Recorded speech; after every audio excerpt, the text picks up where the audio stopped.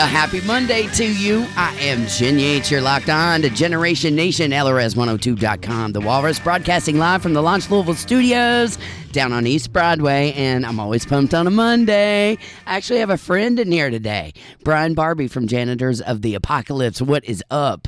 Hello. Hi. Long time no see, man. Has been a generation or so, hasn't it? It's been a generation or so. I think the last time I saw you was on Thanksgiving. Right? It was at my family's. I know. I spent Thanksgiving with you and your family. How cool was that? We played some percussion together with my uncle. We did, yes, who I miss dearly.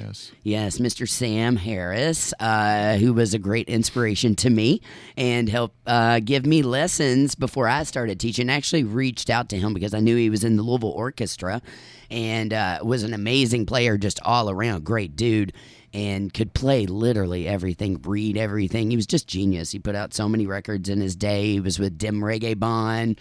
I always saw him at, it wasn't World Fest, but Reggae Fest at the Water Tower every year. Yeah, so I reached out to him and said, hey, before I start teaching again, I need a refresher course. And I took some lessons from him, and it was awesome, man. And I know your whole family. I actually called your aunt today and was like, can you give me Brian's phone number because I can't get a hold of him? So welcome on the show on LRS. Thanks. Yeah, and I love your vintage LRS 102 t-shirt. That's super cool. I even have buttons. You have buttons. Are those vintage? Yeah. Kinks 2000, the Kinks? 82 and Cheap Trick and all that. I love that. Super cool. I'm going to turn your mic up just a little bit. So welcome on the show. You've got all kinds of cool stuff going on. You always do. You've been playing music for years. Your whole family is pretty musical. I mean, right? For Seems the most to part. be. Seems yeah, to be, maybe yeah. not the immediate, but the external. What do you call them? The aunts and uncles and all that. I call them the family. The fam, yeah, the fam. It's that kind of mob thing. Right. We're the family. Right, So, I hear you. Yeah, so that's crazy. I had forgotten about that, and then I was thinking about it on my way down. Do you remember how we met?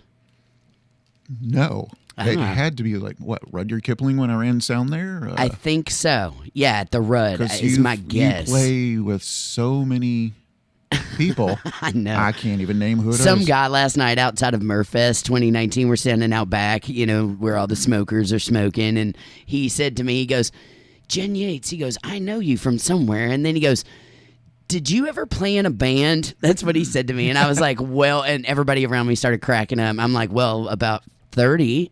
I don't know. I usually didn't you work at that record store? Oh, yeah. Yeah, you did work at you didn't? I never worked at a record store or a music store. Interesting. Just ran sound. Ran sound and musician. And stage all sorts of things. I staged an LRS Fest one year. Did the one you with, really? Disturbed and who else? POD. Oh, yeah. It was the one the cops shut down. Oh, okay. Ooh, I didn't even know the cops shut one down. Yeah, it was Talk down on to the me river. about that. Yeah, it was like 3,000, 4,000 people down there, and the cops went, nope, it's 11 o'clock. Really? Pulled Why? the plugs. Because of the noise? There was a noise ordinance, curfew. Yeah. POD There's walked off always the stage really I'm mad. so used to the noise ordinances around here. Being a drummer in this city hasn't been the easiest. And the neighbors always hate you. They always want to call the cops on you. And I'm always like, hey, dude, just come over here and tell me you're going to call the cops and we'll be quiet, but they never do. Or join in. Yeah, join in, right. Come on over and party with us, yeah. That's crazy. I didn't know that LRS got shut down one year. That's cool. Yeah. Cool, not cool, whatever you want to call it. It's rebellious. It is rebellious, And that's the thing. I mean, that is rock and roll, though, isn't it? Rebellion? Used to be. Yeah. Maybe not some more. It's back underground again. It's not is. really above ground anymore. Yeah, because it's actual players. That's why I think, and we're not just doing it to tracks when you're doing rock and roll. You'll never see tracks in rock and roll. It's very rare. Yeah. Yeah. Of course, hip-hop took over, electronic music took over, and then now I feel like Jack White, he's been talking a lot about this, how we're going backwards now in the industry, how we've hit the peak of like the recording sounds, the peak of the playing, the peak of rock and roll, and then now we're going backwards a little bit. But as you know, everything recycles. Yeah. Everything goes in cycles. So, well, yeah, the 13, 14-year-olds have rock bands and they're really, really good. I know. And it always happens like it did in the 80s and the 60s when you have that weird world thing that's going on like we have right now. It builds up the the underground and right. It bubbles up and at some point even though a lot of rock artists are not on the charts right now, they're still, I mean, I was looking at all the artists coming out today. There's so many rock bands coming back into the forefront. Like Motley Crue just announced they're going back on tour with Poison and Def Leppard. I thought they signed a contract saying they weren't going to do anything. They did. So I saw them on their last tour. Now? I don't know. They're still a hot mess. Yeah, That's all I know. I still don't think they've sobered up. I think maybe Vince might have for a little bit because he kind of ballooned up, but well, that is a sign. Yeah, right. That's a sign that he sobered up, or that he's drinking way too much beer. Yeah. Right. I get it balances. It's a balance. Yeah. Sober and beer. Yeah, I know. Yeah. Well, I was just saying he was known for drinking a lot. He wrecked his car. There's a lot of crazy stuff that went on there. If you read The Dirt or have seen The Dirt, the movie. Not. Yeah, I didn't watch the movie either because it was way too cheesy. But I read the book, and the book is fascinating. I will probably never read that book again. It was so detrimental to any female reading it. I mean, I love Motley Crue. I had their first cassette tape. I mean, and I used to put my headphones on in my drum room and wail on, Dr. Feelgood and Girls, Girls, Girls. And I was a big fan of Tommy Lee. But, gosh, in that book, they talk about all these horrible things they did to women. And I'm just like, oh, my gosh, it literally gave me a completely different perspective. It's like the time that I read Bob Marley's wife's autobiography. Rita, yeah. Have you read that? I have not. Oh. I hear she's really tough. Dude, it crushed me. Like, I love Bob Marley. Legends is one of my favorite top 10 albums of all time that I can put on anytime I'm feeling bad, and it just makes me feel good. But after reading that, she talked about a lot of violence at home between, he was just evidently a nightmare sometimes, as most musicians are. And it just changed my perspective. So I don't know. Sometimes I'm like, maybe I shouldn't read that book, Sometimes you don't want to look under. Yeah, sometimes you just don't want to know. You just want the magic. Yeah, exactly. Just the magic only, please. Right, yeah. So, Brian, you've got a lot of things going on. I know that you've been doing music for a long time with the Janitors of the Apocolypse. I want you to tell me, how did you get your start in music? Was it a musical family? Yeah, I'm sure through osmosis when I was a kid. It just kind of, without me thinking about it, when I was in 3rd or 4th grade, I, let's see. Yeah, they kind of went down and say, hey, what instrument do you want to play? What instrument do you want to play? And I was going to trumpet. And then they got to me and I went, saxophone. Cool. And I have no idea. So I played that for like 6 years. And then, okay. Alto sax? Yes. Well, okay. Yeah, the standard. Yeah. And then, the Jimmy Page, Jimi Hendrix, Ace Frehley stuff just got my head too deep. And I was like, it's time to move to the strings. I think my parents were kind of like, Really? Not that's kind of sad he gave it up, but now. Yeah. Man, the strings, though, I think, I always say this, like, if you're a parent and you've got a kid playing cello or violin, God help you.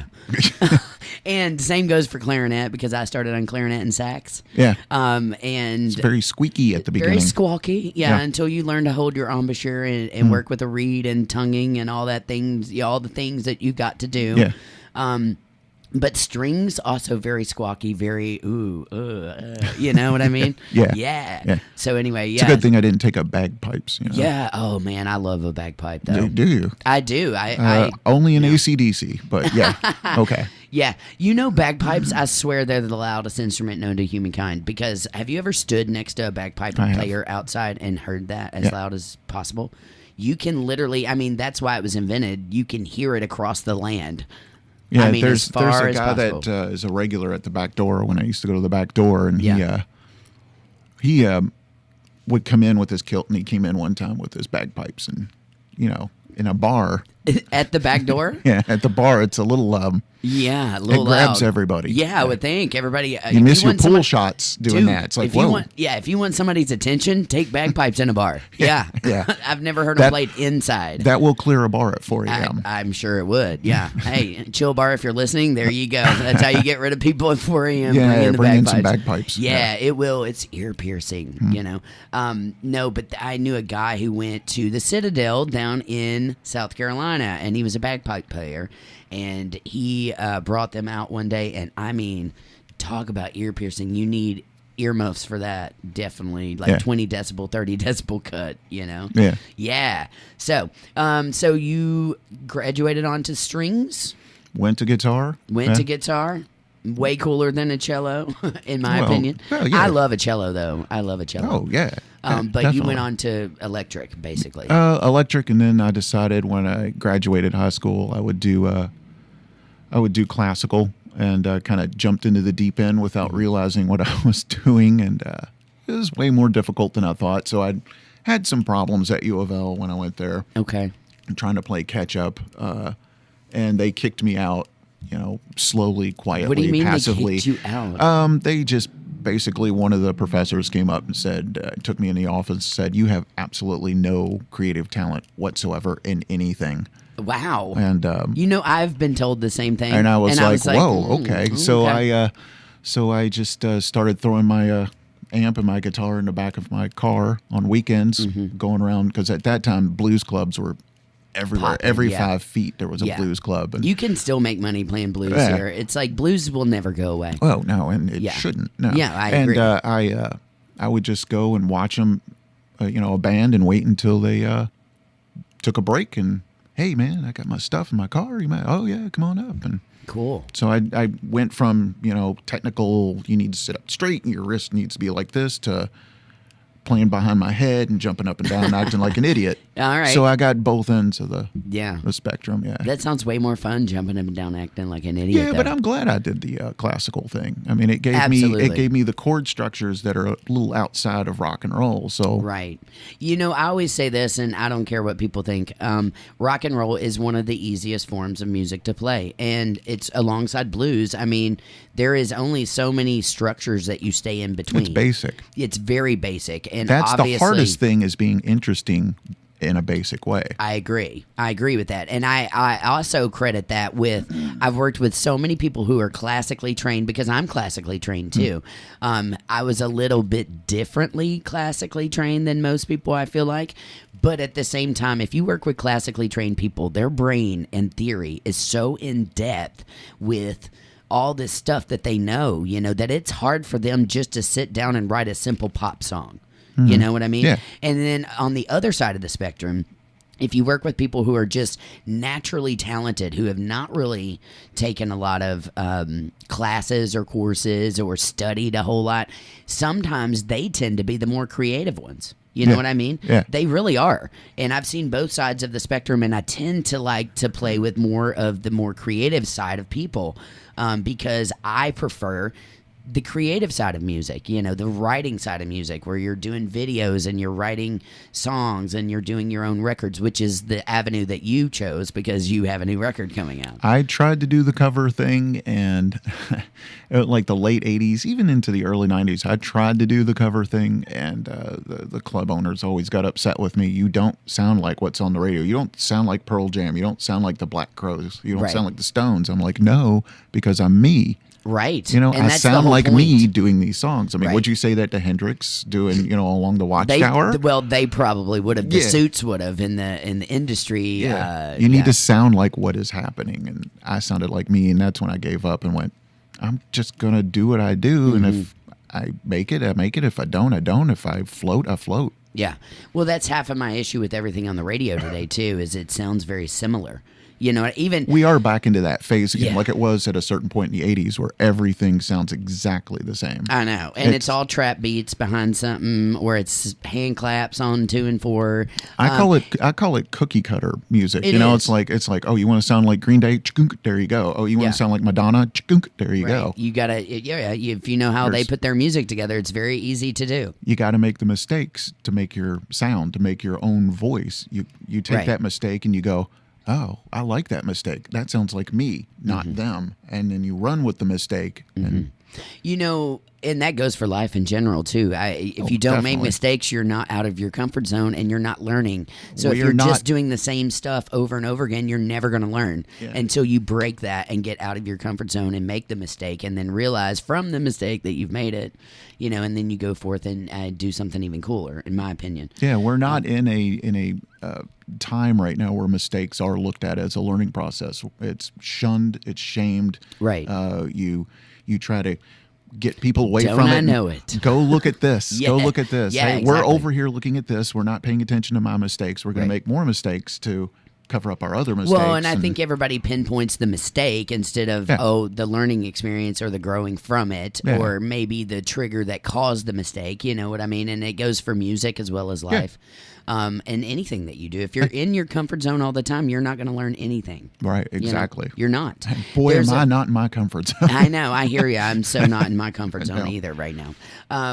But I also, there's a famous quote out there by Stuart Copeland, the drummer of The Police, and he says, if you're not pushing yourself to make mistakes, then you're not growing. And it's the truth. Yeah. You have to make a mistake, musically to go, oh, I shouldn't do that, or I should do it twice. You know what I mean? That's what I do live. If Yeah. I make a mistake, I went, that's interesting. I Let's do see the where it exact goes. same thing. That's Yeah. interesting. Let's see where it goes Yeah. and see if the guys can follow me. Right. And generally, there's in original music, there are no mistakes. That's what I love about it. Yeah. You know what I mean? Because you don't have to follow a certain, A, G, C chord structure. Mm-hmm. You can do anything you want. And when I learned that, I took some piano lessons and I was learning my scales. I learned my C scale and then I learned my B flat scale.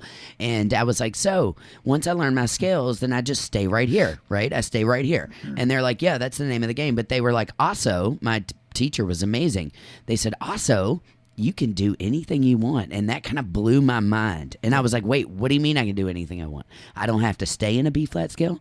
They're like, no, you can modulate up to an F if you want, or you can do this or do that. And I'm just like, holy crap. That kind of blew my mind. But that opened the door for me to go, I can do this stuff too. I mean, what in the world? You can get weird all you want.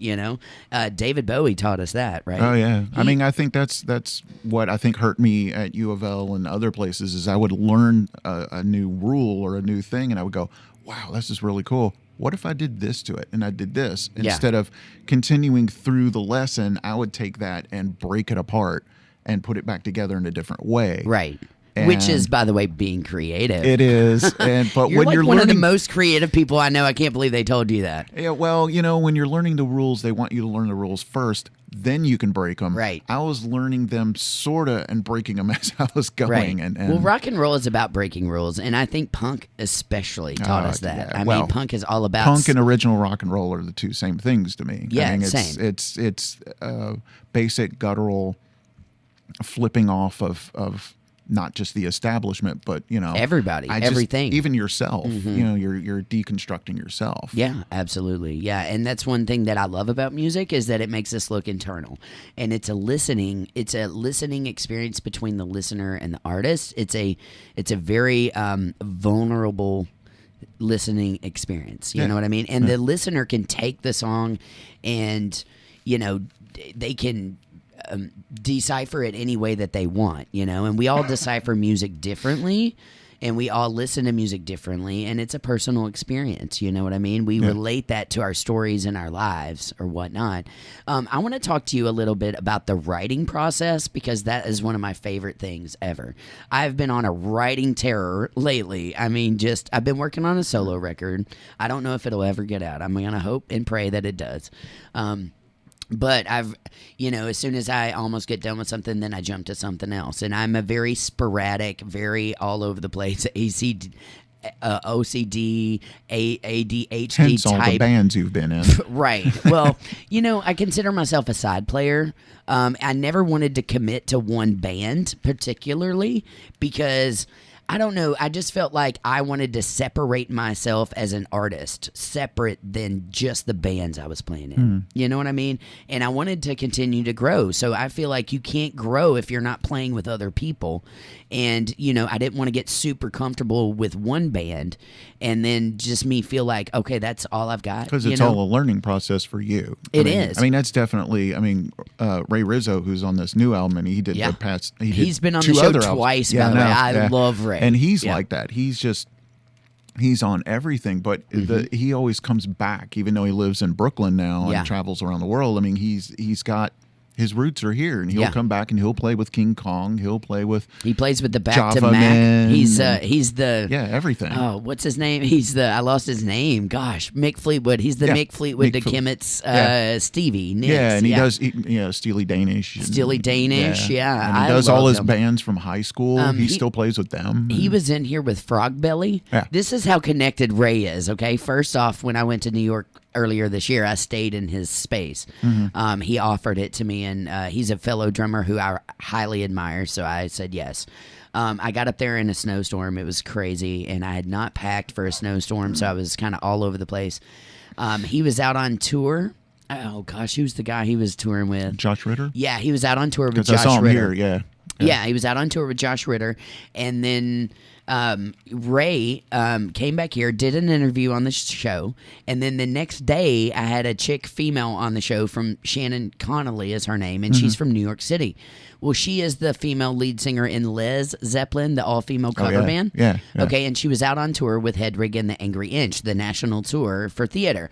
So she calls in and we're talking, and I just mentioned Ray Rizzo's name, and she goes, I know him. We're in a band together in New York City. And I went, what? Yeah, it was so weird. So he's highly connected. He's like the Paul Schaefer of our generation. He really is. He is the Paul Schaefer of our generation. That's a great analogy.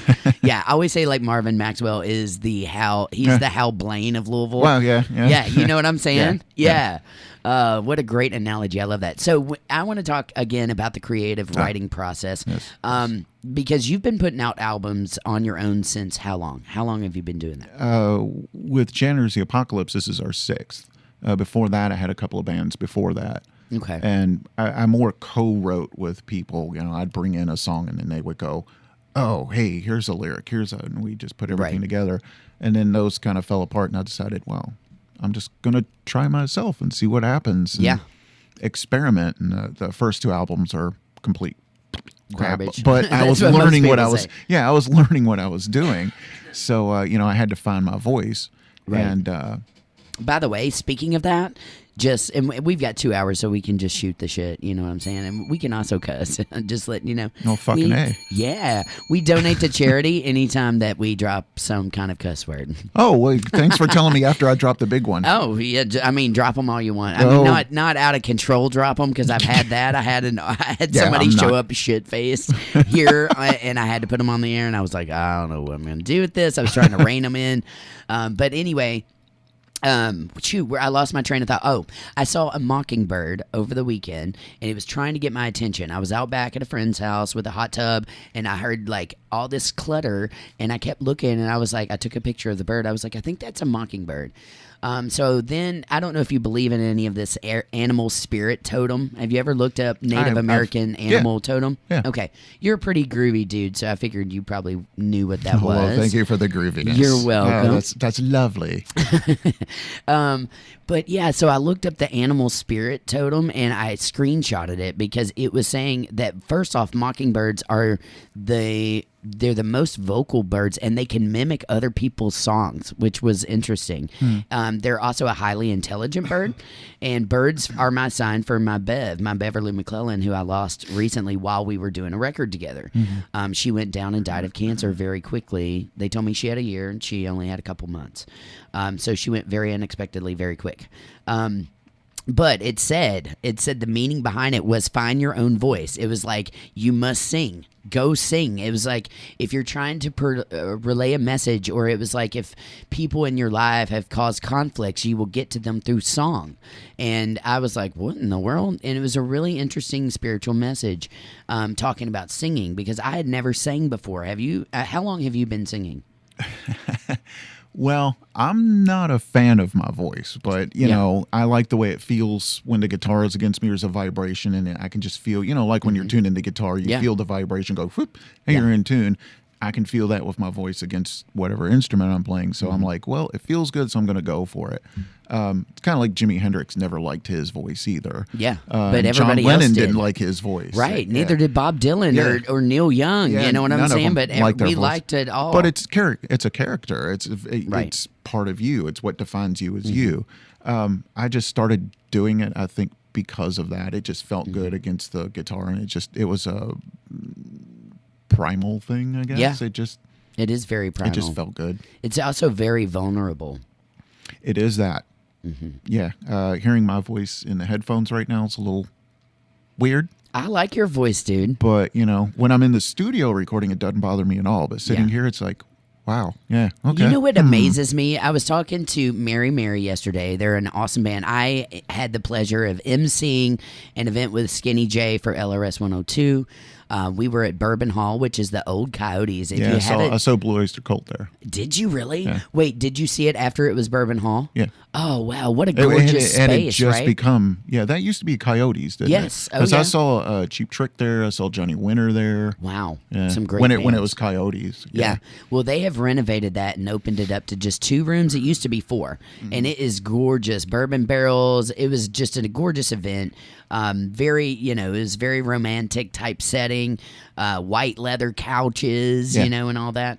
Anyway, I was talking to Mary about coming on the show, and she said, "Look, I'm really nervous about doing your show." And I was like, "Why be nervous?" It always is interesting to me that people who front bands, seem to be just so, I call it LSD, lead singer disease.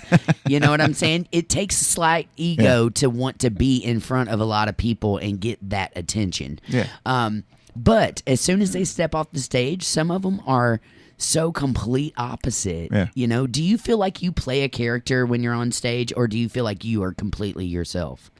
I feel like I'm myself. Yeah. Yeah. I'm more myself on stage because I can do stuff on stage that I would probably get arrested for anywhere else. True. Throwing myself into things. I've thrown myself into tables of pizza and slammed my head into things. It's, Good. You made me feel not so bad for falling off the Connection stage. Yeah, well, drunk. I've eaten the strings off my guitar. I've done all sorts of gosh. really What? stupid things. Yeah. Did it require oral surgery? No, it just required a lot of stupidity and more Was money to alcohol buy strings. involved? I'm just curious. Sometimes. Okay, yeah. The only time I do stupid shit is when alcohol is I involved. don't need alcohol to be stupid. Yeah. Well, I love have to a be. PhD in smartassery and stupidity. Right, yeah. But no, Don't we all? I've rolled across the stage. It's like what Pete Townsend said. You know, I'm coming to your show, by the way. It sounds so much fun. It's like what Pete Townsend said. He just gets the energy going. It's just, and he starts just jumping around and throwing things. And it's just, when I feel the drums hitting me in the back and the bass is coming up through my feet, and I don't really hear myself anymore. I'm hearing everything else around me. Yeah. And everything kind of like what actors, have, where the audience disappears and it's just you're completely focused and it's the moment. Yeah. My adrenaline just go straight through the roof and I bounce around like a Super Ball. Yeah. It's hard for people like us who are musicians to explain that to people who are not musicians. Yeah. There is a high that is unlike any drug that you will ever take when you step on that stage. And I think that's why a lot of musicians get really into drugs and alcohols, because possibly you only do it for an hour or two on stage every night or so. And then the rest of the time is downtime when you're on the road. And it's like, it's a manic, kind of a Robin Williams manic thing. You're going from one thing to another very, very quickly. And it's the highest of high on stage, meaning when you're off stage and you're not doing anything, then you're just down, down, down. Yeah. I get that. You're just sitting in a chair. Yeah. But I also understand what you're saying, because I've been on many stages before, and I've been on stages in front of 2 people, and I've been on stages in front of 15,000. You know what I mean? And I still get the adrenaline rush if I'm playing the tables and chairs. I still get an adrenaline rush. Yeah. It's something about being on stage and having it's scary an to me. instrument and having other people you're cohesively working toward one main goal, and that's to make that song the coolest and the best ever, or be visual or whatever your goal is with your music. But yeah, it is, and it does make sense that a lot of artists would fall into that. I mean, myself included. I'm not gonna lie. I think a lot of us struggle with that. I've struggled very much so with my sobriety over the past 2 years. Going like 8 or 9 months being completely sober, and then falling off the wagon, getting my heart broke, falling off the wagon, and boom, here we are again. And then it's just this vicious cycle that it's, I have to break myself, and I won't advance if I don't. So for me, it was like, and getting back to what we were talking about earlier with, the songwriting, it's, I stopped drinking hard alcohol and just have a beer or a glass of wine every now and then. And it wasn't the substance that was the problem. It's the social aspect. And Correct. when you're like on all the time and jokes and blah, blah, blah, people start feeding you free drinks all the time. Yep. Hey, they tried to do it last night to me, and I said no. I was like, you know, you're an entertainer. Hey, make us laugh. Here's another free drink. And it's like, okay, we got to cut that out because that's not healthy, and it's fogging up where I want to go. Right. So with this new album, and even getting back to where we were talking about mistakes, I wanted to hit areas that I was not comfortable with doing, things that I didn't like in myself musically and lyrically, and try to attack subject matters that I hadn't done before. I mean, I don't do love songs or anything. I'm terrible at those. Me Not too. going to try them because they're just horrible.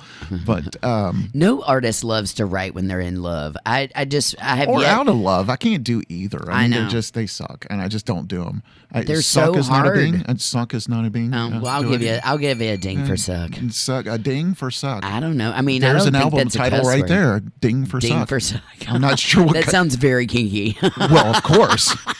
Of course. Ding for suck. It sounds like you're trading something for something else. Hey, Motley Crue, there's your next album. Yeah, no Ding kidding. for suck. Well, they would write that. Yeah. I mean, shoot, some of the things they've written over the years. Shoot, they're screaming at the devil. Shout at the devil. Shout at the devil, right? Right. By the way, I don't know. I love the idea, and I agree with you on the writing in love is very hard. There are some artists who are so good at it, though. You know, like Air definitely. Supply. I mean, Frankie Valli and the Four Seasons. Hey, I'll have to take your word for it on Air Right. Supply. I know, right? Yeah. I actually toured. Well, I got to play with a girl who toured with Air Supply for a long time, and she gave me a lot of like background info on their touring stuff. But I don't know why, but my mom was all about some Air Supply. I'm all out of love. You know, I'm so lost without you. That just makes me want to listen to Marilyn Manson. I know, right? Same. Yeah, that I makes me run the opposite way. Right. Same. But good love songs. I mean, I saw Elvis Costello last night. Yeah, let's talk about that. And I love there's him. a guy that not only can write great songs, but he can write great love songs. He didn't do it last night, but the time I'd seen him in 1999, when it was just him and Steve Naive, he did I Want You from Blood and Chocolates. And it's just him on guitar. Right. And he made the whole palace cry. And it was just heartbreaking. Yeah. You know? Songs make me cry very And, you know, easily. even though it's a cliche thing now, Allison, he did that last night, which he threw in little bits of Hendrix and stuff in there, too. Yeah. And Tom Waits and stuff. But he could still just make you tear up, even though the song is such a cliche now. It's just like hearing his voice, the way he attacks it, the vibrato in his voice, the control. And he can control the audience just by his voice. I watched him do it last night. It's like, wow. That's incredible. It is. He's also been married to the same lady for a long time, Yeah, too. yeah. So they probably still are in love, and, you know, and which Yeah, helps good for him. write them. Yeah, I yeah. know. Roll yeah, my yeah, yeah. eyes, whatever. Same. Yeah. I feel you, Brian. I think a lot of artists have trouble keeping relationships. I really do. And it's our lifestyle. And not it's- just music, just art. Period. Yeah, correct. Any artist, you're right. It Creativity goes for visual artists. is a very it totally envelops you.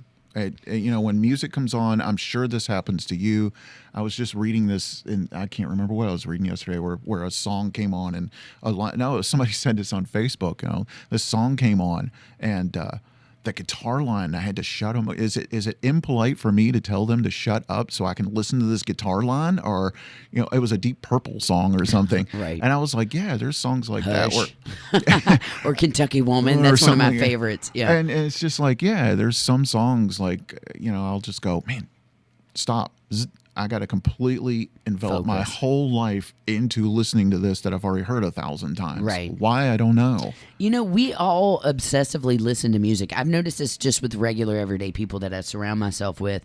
Almost everybody obsessively listens to music, the same songs over and over and Well, we're kind of over programmed again. by the radio stations, too. We are. The I agree. mainstream radio stations, Yeah. that is. But I feel like if a song really talks to you and touches your heart, then that's when like you really want to just continue to hear that over and over and over again. And there are some songs, there are some artists actually that just if I'm having a shitty day, right? I can have the crappiest day known to humankind.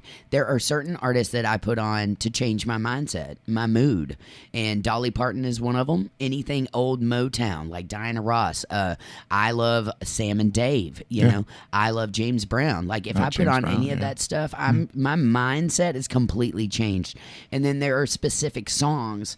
I love that new Radical song, You Got the Music in You, because I almost killed myself to that song one time, or I almost killed myself, and then that song came on and it kind of changed my perspective on everything. You know, it was like, no, you're here for a reason. You've got the music in you, and he's talking about don't give up. You know what I mean? So that song is very touching to me. So anytime I'm down, I can put that song on. It changes my mindset about things. You know, it's so interesting how music is, and it is the healing force of the universe. I feel like it's the healing force. Well, there's that whole thing about, you know, does music really change the world? You know, the 60s, you know, did it really change the world? I mean, look at where we are now, blah, blah, blah.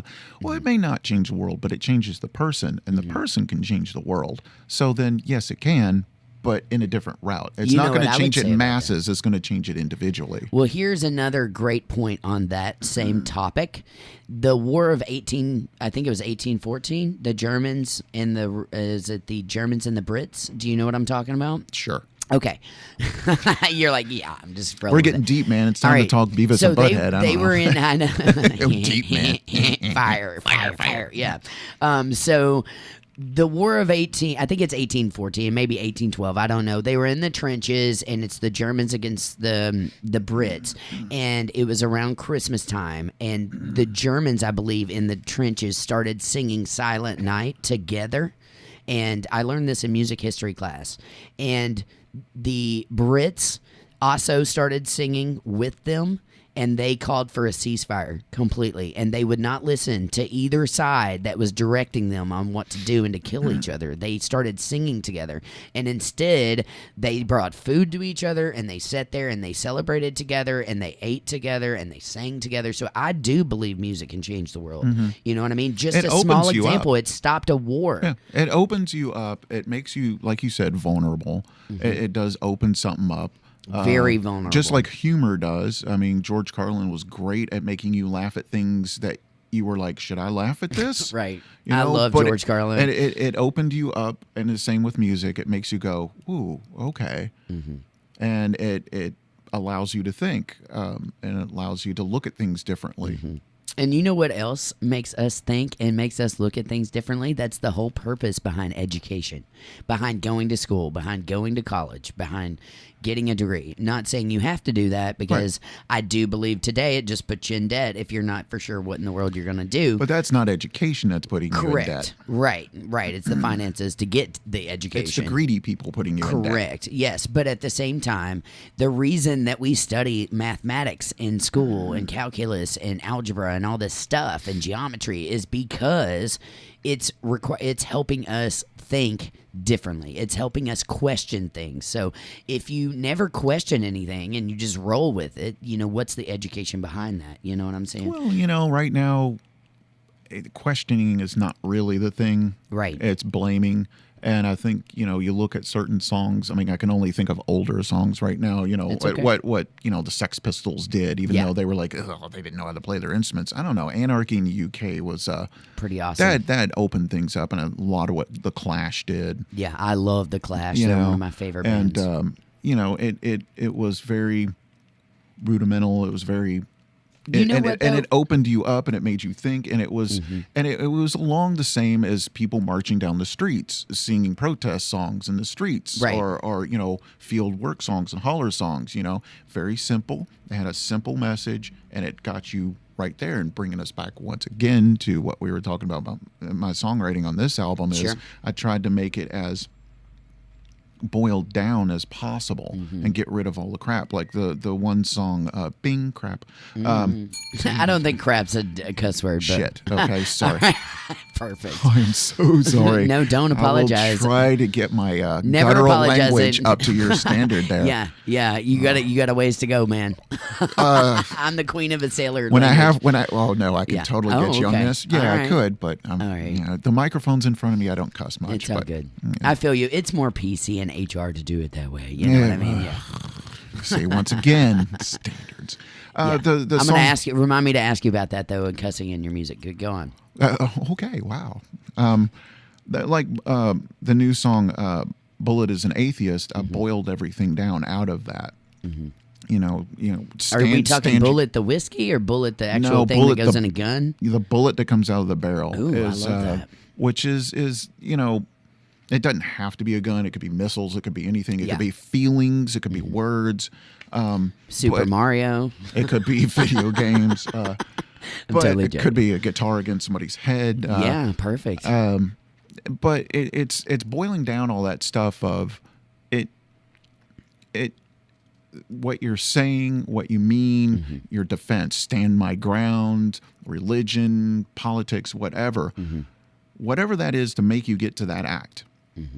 Once the act happens and once that bullet leaves the barrel, all bets are off, man. It doesn't matter anymore because that thing is on its way and it doesn't care about anything. That's why Bullet is an atheist, because it's not there to believe in anything. I love that. That's and it goes deep, straight man. to it. Deep. So, I mean, I like the way you think. We got to boil things back down to that and get rid of all this shit that's going on. Yeah. And not just politics and everything that's going on TV and everything, but I mean, it's seeped its way down into everybody. Everybody walking by here past the window, which is a lot. Which is a lot. And yeah, some of them are waving at us. I know, like, they "Peace, wave, man." dude. Friday there was a guy who showed up here with a guitar. Yeah, who I was saw it on singing Facebook. To me. I saw your thing. Yeah. There's been Jimmy Brown. This is like the corner for the artist. I swear. Jimmy Brown was out here one day. Robbie Bartlett. I mean, there's been a whole Robbie list. Bartlett. I haven't seen her in a while. I mean, she drives up the street every now and then. She'll stop here and wave with her little dogs, and I'm all like, ah. It's just like it's the street corner for cool. Street corner for cool. It There's your is. tagline. I love that. Hashtag street corner for cool, man. I think we're pretty cool here at LRS. Everybody who works here is fucking cool as shit, I'm glad you got the LRS thing because that's what I grew up on. I know, man. That was the radio station We're for hoping rock and roll. to bring it back and make it the radio station. And I remember when it was on the bridge over here. Yeah, and they I put remember the when lights it on the caught on bridge. fire. It caught on fire? I see. Yeah, one know. year it caught on fire, and we didn't have any boats here to put it out, and they had to get some boats from down the river to put it out. I met a guy last night who owns a vintage clothing store in the Highlands, and he was like, "Oh yeah, you ought to come check out my store and all this." And I was like, "Man, I'm in the Highlands all the time. How have I not known you have a vintage clothing store?" It's evidently there at Eastern Parkway and Bardstown Road, where the Qdoba is. Oh yeah, I've been in that a couple of times. Okay. Anyway, he told me, he goes, "I get vintage LRS stuff in all the time," and I was like, "Man, call me. I will come down there and like maybe we'll buy some stuff. Cool T-shirts. They used to have the pins. People's got hats. They've got the homemade records. That they used to do. Yeah, I got a couple of those. Yeah. So we're trying to bring all that back and make LRS the cool station, the mom and pop station for Louisville, supporting everything in the community. We were out at Murphfest 2019 last night, which was a really cool event for Murph, which is the Musicians Emergency Resource Foundation, which raises money to help other musicians when they're in a time of need, like they get sick and they don't have health care. As you know, a lot of musicians do not have health care, right? And they can't get it. And I just had to go through that last year myself with my best friend. She got cancer and had no health care. So all we could do is get together, the musicians in different cities, and raise money for her health care. Yeah. And we raised like $30,000, which was awesome, but it still wasn't enough, Right. And it was too late by the time we had raised it. Yeah. So that's half of the issue, is being too late. Also, if a musician gets their equipment stolen, as we probably have all had done to us at some point. By the way, I do want to give a shout out. Max Klinger, I saw him post this morning. Their band, and I forget what his band was. He used to be in the Ladybirds, but I don't know Ladybirds, yeah. I don't know what band he's in now, but their whole entire van was padlocked, and somebody cut the padlock and stole like over $12,000 worth of an equipment right there off of Bowman Field by Taylorsville Road. Really? So So if anybody has any information on that, get in contact with somebody here at LRS, and we will pass the word on. So I hate a thief. Well, I mean, when I was making this album, after we got done doing all the overdubs that was getting ready to go out to be mastered, I recorded over at Goldsmith Lane with Brian Cronin. Yeah.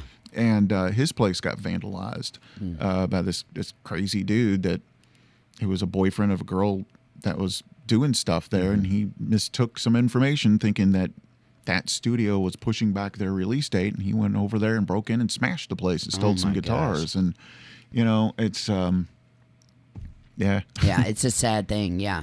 Why would you do that? I wouldn't want the karma of that. Yeah. You know what I'm saying? I don't Yeah. want the karma of any of that. I want positive karma, Yeah. not negative karma. Right. Yeah, but I don't think a lot of people think like me in that category sometimes. Not right now. Yeah. Yeah, not in this society. Yeah. It's- But yeah, it's chic to be how negative right ridiculous now. are you going to be to have to go steal a poor musician's equipment? You know what I mean? Because Sometimes I think it's just the Drug desperateness. Well, there is Yeah. that. I think it's Yeah. also the desperateness of feeling like I'm nothing. Mm-hmm. I don't matter because of all this stuff. So I'm going to go out and do something really, really violent, really, really obtrusive yeah. to make a point to validate my existence, I guess. So I'm Right. going to go steal something or break something or shoot somebody or run a car through a bunch of people. And that seems to be where we're at right now. Is validation is through violence instead of through nice stuff. Yeah. Doing You something know, nice, I which try is to the same energy either way. Right. It's the same energy. You choose which one. I was having this conversation with somebody at the bar on Friday. Maybe Saturday. No, it was Saturday. I can't remember. Either way, I was at Chill Bar Highlands hanging out with a bunch of friends, and then we decided to go down to Triangles for a little while. So I rode with them. I left the bar at Chill, which is in the Highlands, which is kind of like my safe space. As soon as I got to Triangles, I saw on social media that there were these protesters out front of Chill Bar Highlands, and one of them had been arrested. And I was like, what in the world? So come to find out, 2 protesters started at Big Bar over the weekend with a sign of John 3:16, for God so loved the world that he gave his only begotten son, that whole thing. Yeah. And one of them had a megaphone, and they're marching up, and they stand right in front of the Chill Bar entrance, and they're screaming that we're all going to damnation and y'all going to hell because we're gay and all this stuff. And my friends called the cops on them, and then the cop showed up and asked them if they have a permit to be protesting, which you now have to have in the state of Louisville, or in the city of Louisville at least. I don't know. They'd in the love state. to be called the state, I'm sure. I know. Well, I don't know if that's past the state. I think it's just past the city level, but I think Mayor Fisher signed that in a couple years ago. You have to have you have to have credentials to be able to protest. It's partly because we have the only abortion clinic downtown in the state. Right. It's mostly because of I hate that. driving by there because I'm always seeing the signs and I always want to flip them off, and I'm just like, you know what I mean? I'm definitely pro Planned Parenthood, you know what I'm saying? Yeah. And I think it's stupid that they would even protest that. So, but anyway, not to get off on that rant, but come to find out, one of them went to jail because they didn't have, their correct credentials to be protesting and whatnot. And I was talking to a guy about it, and I said, why would they do this? And how do we deal with this? And he goes, how we deal with it? We take them out hot chocolate, and we tell them that we love them. And I was like, wow, what a great idea. Most everybody else was like, let's cut their heads off. And I was like, what a great idea. That's a great idea. You combat them with love. Well, it does dude. disarm them. It does disarm Because them. I've done that with some people that have been, because I work at a bookstore, and sometimes people are a little, we definitely get the weirdos in there. We I'm get sure. the Trump fanatics and the just people that are on the fringes in there. And sometimes, you just The got to be scandalous nice. ones, yeah. Yes. You just got to be nice and Yeah. just say, hey, man, you okay? Yeah. Is everything okay? You look like you're in a bad mood. It totally disarms them, and they drop and they go, oh, well, and you can see it in their eyes. Their Yeah. eyes clear, and they're just like, hey, yeah, okay. And they walk away. Yeah. And I learned that being in high school, because I was always picked on in high school. And people would try to start fights with me, and I would disarm them with, hey, I don't want to be here either, dude. I agree with you. And Yeah. then throw out a couple of jokes because, I think all wars should be told with jokes. And Yeah, comedy is a great way to- cushions yeah. as mines and oh no, you got him. By the way, I was a whoopee cushion for Halloween. Oh, I was this that's year. awesome. I know. Is I that thought it what was you amazing. talked all night? You just No, I wanted a sound bank, but I didn't have it. I Hey, just Jen, how kinda you hid in doing? the corner. Yeah, that's Right. nice. Yeah. Everybody thought it was funny though. I mean, it gets a good laugh. So I love a good laugh, and I like to be laughed at, and in a good way, But Well, you I've can't always take felt like yourself I've serious. no, I never take myself seriously. Nah. Not usually. I mean, people tell me that I take things way too seriously at times, but I don't think that's correct because I don't feel like I do. And I feel like I love a good laugh, and I like to joke. And I think sometimes when I joke, people take me too seriously about it. That's what I think, Well, I mean, life is just way too serious to be taken seriously. Correct. And it's way too weird anyway.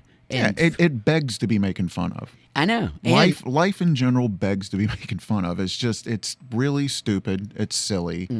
All these things that we take seriously, and I do too. We all do it. It's human. If you take a step back, it's like, God, it's stupid. Well, here's what kills me, and it kind of ties into songwriting and music too, is that Oh, nice. you can, nice. yeah, Getting you back to can, the you thing. like that time? That was good. That was Yeah. good radio right there. You're getting paid well. Yes, that was Thanks. nice. Thanks.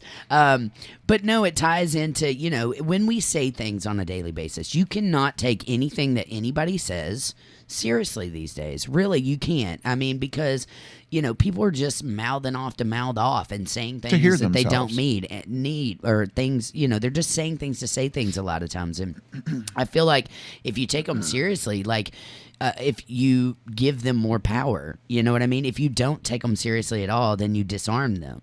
Yeah. And it's just like what my therapist says. She says, if somebody calls you a name, let's say I call you a name, and then you react to me, well, you're giving me all your power. If you don't react to me at all and don't care and blow it off, then I have no power. You see what I'm saying? Yeah, I always say you can call me whatever you want to call me as long as it's not followed with a fist in the face. Yeah, You exactly. call me asshole if you want. You can Right. call me whatever. I don't care. Yeah, and sometimes people call me names or whatever, and then I'm like, you know what? Yeah, you're probably right. I'm probably an asshole or whatever, and then that's disarming. Thank you for not doing it. To Yeah, me. no, Yeah, I would gave never me call one. you that. You comped me on the bell. You comped me a. I love an asshole. I love my cuss bell. Yeah. Skinny J tells me that's one of his favorite things about my show is my cuss bell. So yeah. But it also ties into song lyrics. I mean, there are artists out there today, and lyrics are way out of hand. And but it also is the beauty of music and being creative. You can literally say anything in a song that you want to say, no matter who it hurts. They have the choice to listen or not. There is a You know thing what I mean? called an off switch Yeah. or a dial switch Right. or a don't Yeah. buy edit. Yes, it's like and there are, the art of hip hop and rap. It was based on dissing each other on stage. They would have hip hop battles. well, you it know was what I'm based saying? on what the blues is based Well, on, correct. your urban upbringing. Right, but I'm talking yeah, about, like, now modern day. Yes. Yes. Now it's they don't even really listen to the music when they rap. No, it's not what even music? in the pocket. They're touching a button. Yeah, you know what I'm it's- saying? They're not in the pocket, like Right. say, and obviously I'm going to date myself on this, but Sure. Run DMC, I love Public Run Enemy, DMC, right. They're in the pocket, Right. I've seen both of them live, I've and I never seen them. love Yeah, them. yeah. I've seen the Beastie Boys. I've Yeah, seen a lot of Beastie hip hop Boys are artists. too. But what I was saying back then, they actually had a message. When it Yeah. came out with Grandmaster Flashes, the message started pretty much all of hip hop. Yeah. And they had a message. They were on the streets. They were hungry. They were discriminated against. They were like speaking out about all the crap going on in society. Nowadays, it's about pimps and hoes and all this stuff, and Me. and bitch, and you've got a fat ass or whatever it is. Or the record label, and Yeah, but they're just cussing out and they're name dropping people. Like all these artists will name drop people. well, even rock and roll has got, which it's kind of hard to find rock and roll in mainstream because it's all homogenized Mm-hmm. Correct. now. Punk sound. I mean, what is Taylor Swift? Does anybody know? Yeah, I don't what know. is Taylor Swift? I don't know. I mean, what is? I call her pop because she's popular. Yeah, I mean, That's all it. these people have just gravitated into one like nice little sheen of marketing goo. Ooh, I'm starting to sound like Frank Zappa now, but I'm cool with that. Dude, I'm cool with that too. I love Frank Zappa. I saw him in '84. Did you on really? on the day after my birthday? Wow. Yeah, in '84. Well, yeah. by the way, I forgot to tell you, happy birthday. It's your birthday It is. today, Well, and I thank you. love birthdays. I'm an old fart. Yeah, I'm an old fart. We need to do something special for you. You got your LRS T-shirt, but And my LRS buttons. And yeah, I love your vintage LRS T-shirt. I'm gonna have to go find. I can't believe it still fits. I got this in middle school. Did you really? Yeah. And you still have it? Shoot, I can't It's even find my coming clothes apart from right yesterday, here, much but less. I'm yeah. like, whose house did I leave my clothes at? Totally joking. Sure but you are. Yeah. Okay. You know me a little bit better than you. They can't see the winks. I can. I know. Okay. Yeah. Well, this is not TV. Yeah, I know. Which I Let's look at the chart. Yeah, no, let's not. TV is a little bit more visual. I worked in TV for a long time.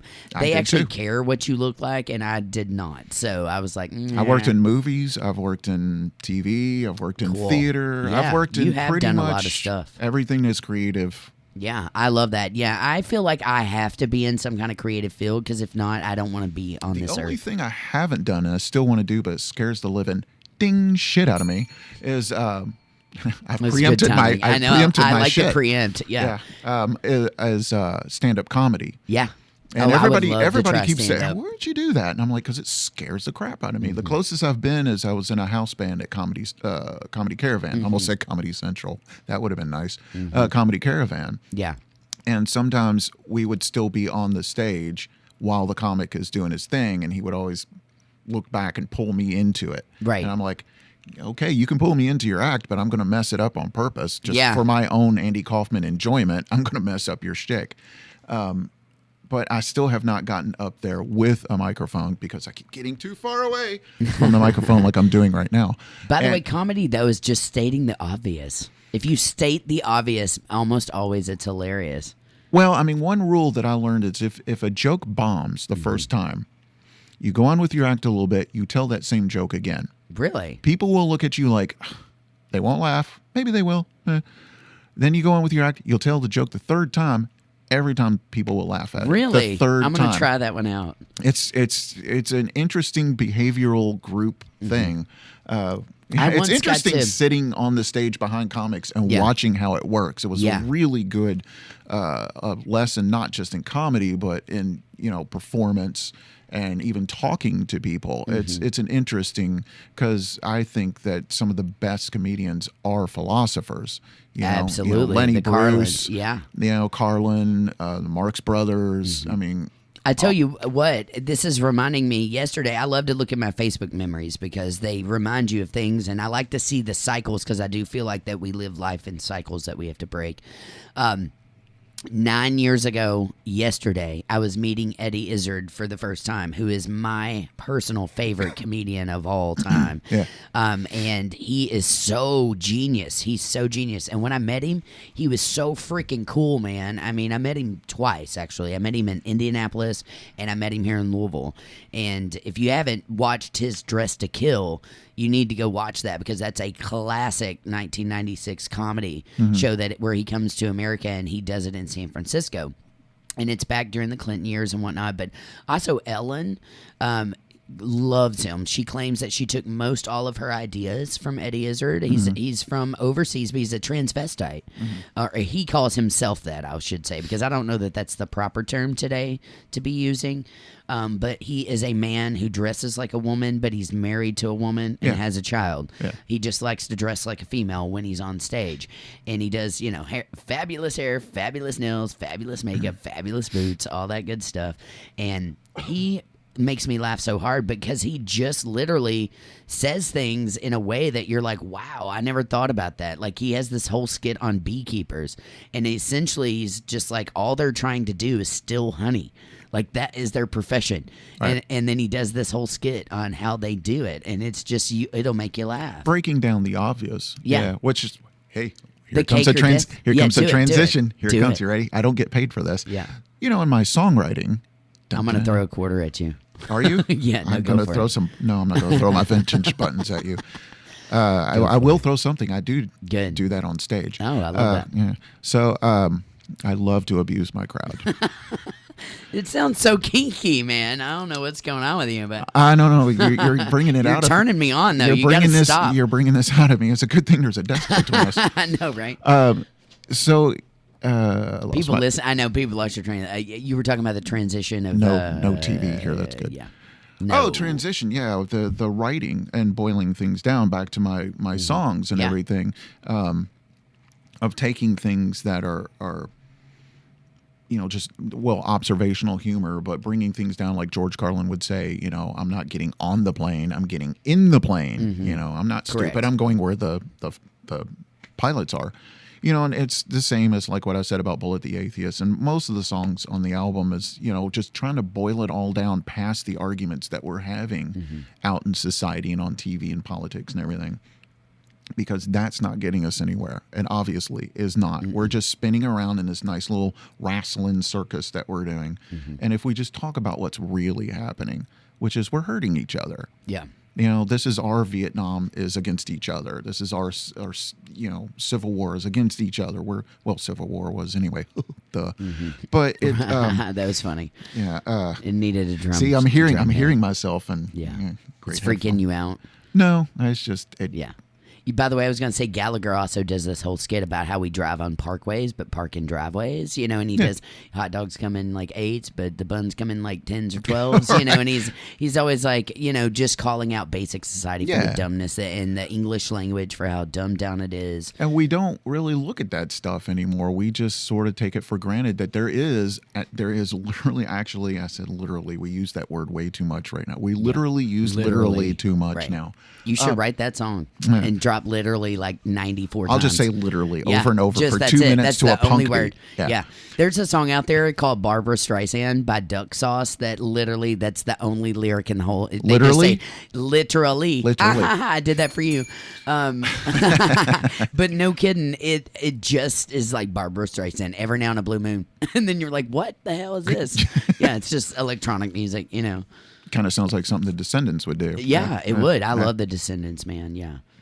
We are just jumping I know. subjects So like crazy. I've got questions for you though on your original stuff. Okay, first rock and off, roll. I do want to ask you about the cussing in your music. Do you, when you go to write something, do you in your head, are you ever concerned about what somebody on the outside world is going to think about your creation? No, this album doesn't have any cuss words in it, but previous albums have. Okay. But it's like what Green Day said. Billy Joel Armstrong. Yeah. When he put out what was it, American Idiot, and a lot of like Walmart and Kmart wouldn't put it out, and they said, well, if you're going to do this, you need to take these words out. And Why he not said, though? They had the parental advisory thing. well, yeah, right. I think that's bullshit. That Walmart can be like, we're not going to put your stuff Frank out. Zappa was right back in the 80s with the PMRC thing in front of Congress. Well, not Congress, but in front of the political wives. You give them this little bit, it's not going to stop. They're going to want to go all the way. So now we have the labels on there. So now all these places are saying, yeah, but if you want to sell, you need to take all these words out. You take the words out. Next is you need to take these ideas out, like they did with Sheryl Crow. Yeah. There was Walmart said, we're not going to sell your album because you're talking about selling shotgun. The person bought a shotgun in a Kmart. Oh, we can't do that because that's negative, and they weren't going to sell it. And that's like, what? That's the point of an artist, though, is to point that out. But there were no dirty words there, right? That's what I'm saying. So, it was the act. Back to what Billy Joel Armstrong said. Is that, these words are not there to be cool. I'm not saying fuck to be cool. I'm saying it because it means something. Right. Back to George Carlin, who went all the way to the Supreme Court with that. It means something. It's giving weight to that song and to the subject matter. Yeah, and can I just relate to that for a second? Yeah. They also told Madonna that if she burned, first off, they banned "Justify My Love." If you remember, off of I just watched television. Truth or Dare recently again. Oh God, I love that movie. Yeah. But yeah, they banned "Justify My Love" because of the subject matter of sex with her. Yeah. And religion, putting religion and sex together. Yeah, she like was the Bible doesn't have genius that. of that. Yes, I actually on one of my And new Marilyn tracks. Manson.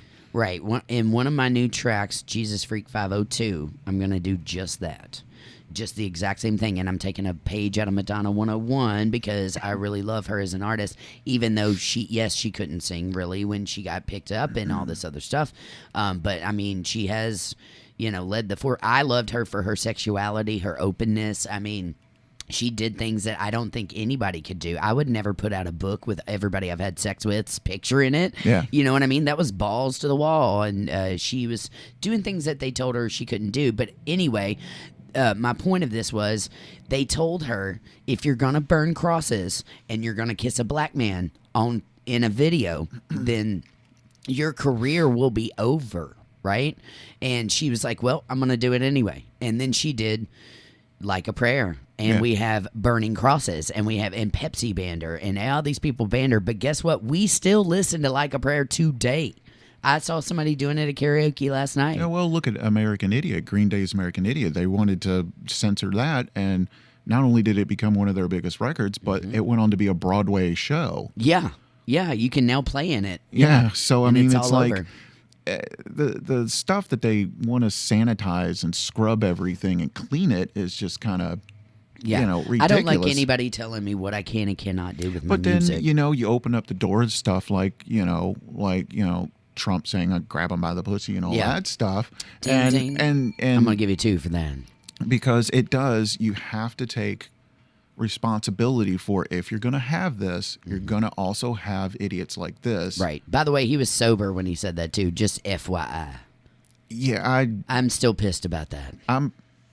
Yeah. I don't anyway, want to go too I know, deep let's into not, that we right won't. now. But hey, because- Bevan's gone. Peace. Yeah, Bevan's gone. Yeah, we'll ding that because he's a cuss word in himself. Yeah, I try not to get too political on the Yeah, show. that's why I'm trying to back up. Yeah, it's like this album. It's just like, Yeah. I don't want this to be political, but I can see where is people there would. political things in there? I don't make names. I don't choose sides. Okay. Back to Bullet the atheist. Bullet is an atheist. Yeah. It's not a side. It's the actual thing. It's the thing, It's the gun act. violence or Yeah. violence or there's a lot Go of. put a flower in the end of the barrel. Oh, how 60s man piece groovy. Yeah. But then there's songs like The World is Raining All Around, which is about self-censorship. It's beyond the Orwellian thing of government and corporations and stuff telling us what we can or can't say. We're doing it to ourselves. Right. We've been marketed so well from birth now that we censor ourselves. We're scared to say certain things. I remember I was in this is last week. I was By the with way, a for friend. the record, I'm not afraid to say anything. I have always been like that. Well, but you gotta I choose see your where you're audience, coming too. from, though. Yeah. Yes, I But, agree. you The know, right I'm- audience will love you for what you say, or the wrong audience will hate you for what you Yeah, say. we'll get- it's yeah, all about we- perception. Yeah. Yeah. And it is extremes right now. There's nothing in between. Correct. But last week I was doing my usual mouthing off, and I said some joke about heroin or something, and it was actually at work, and my supervisor was like, "Oh, hey, whoa."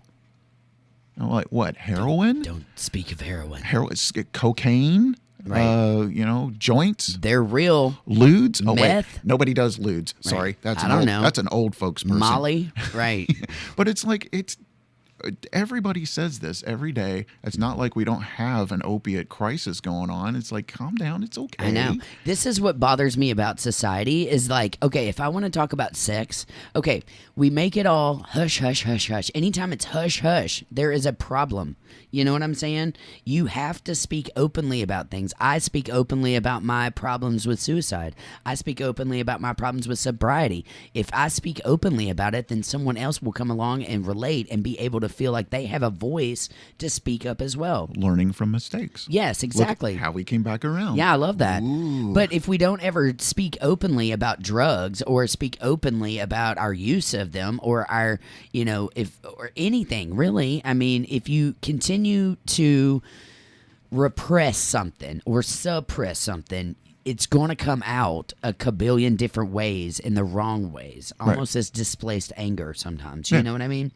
Well, we have also- to have a voice to talk about it. We also kind of move things away from, we look at way a certain person tends to, look, this is, I didn't say this. No, look over here. Here's the shining keys. Look Right. over here, Here's here, I'm going to make another mistake over here so you don't see that big mistake. People always notice the mistakes, but they don't notice the behavior that caused the mistake or the it's muddling up getting the better, waters. getting better from the mistake. Right? They always Yeah. just want to pinpoint the mistake. Yeah. Yeah. You've got to move past it. This is deep. Yeah. So I still have more questions though about the artistry, and then we'll spin a couple tracks because I definitely want to hear the Bullet is an Anarchist track. That sounds super cool. Atheist, but Oh, what did I say? Anarchist. Well, but I'll atheist. take this. Yeah. I'll take the Sex Pistols. They're both A's. They're both A's. Yeah. Adultery. Yeah.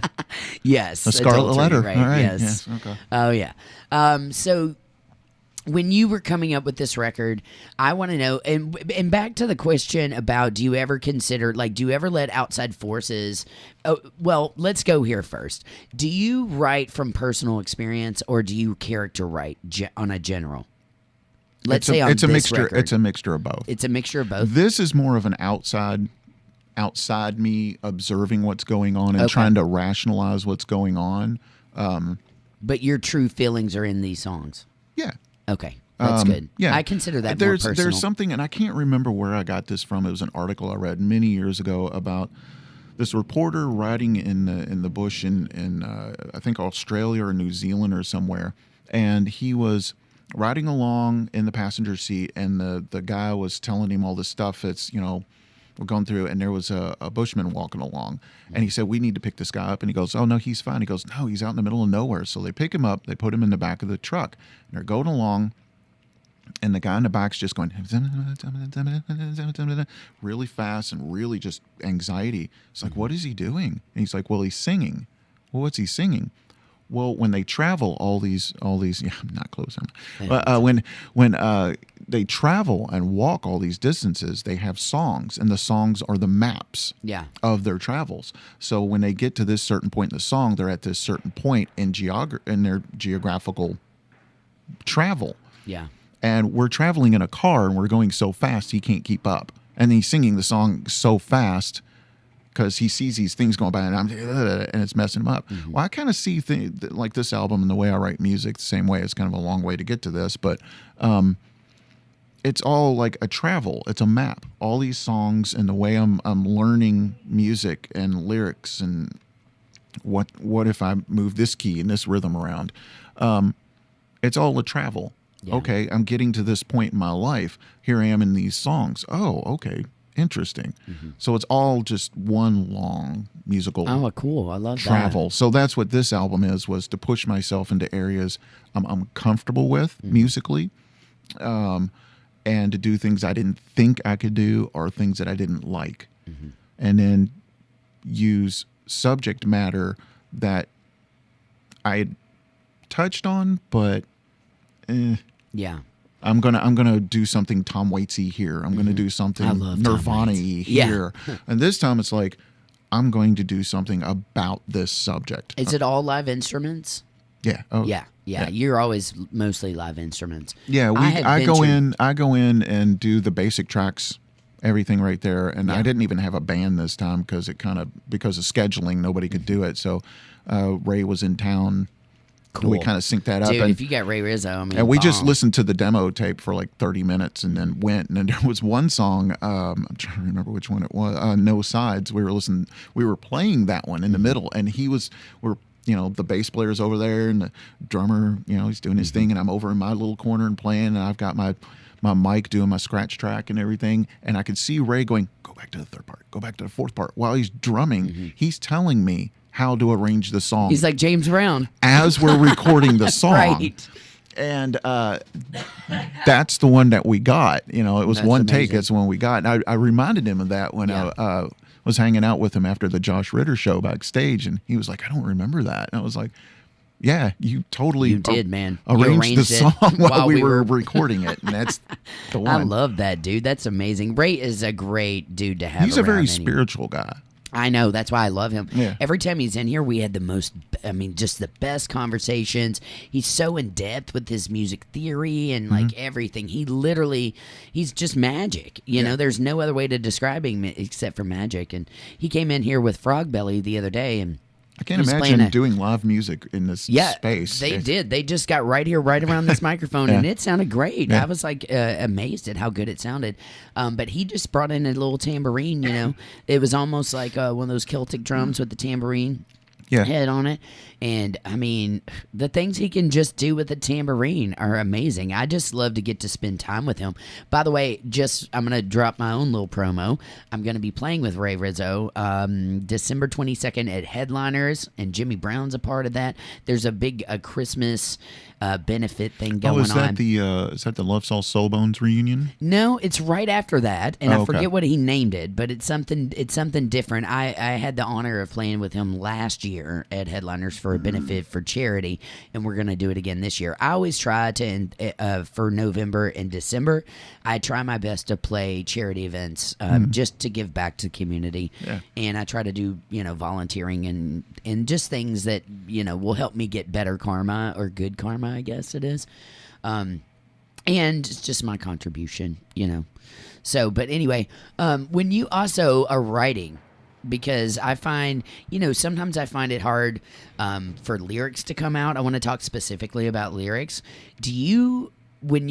First off, do you use your notes like everybody else on your phone? Do you ever just like write down random notes of things and then go back? I use a pen and paper. Okay, I love that. I actually just wrote on the backside of this pad I have right here.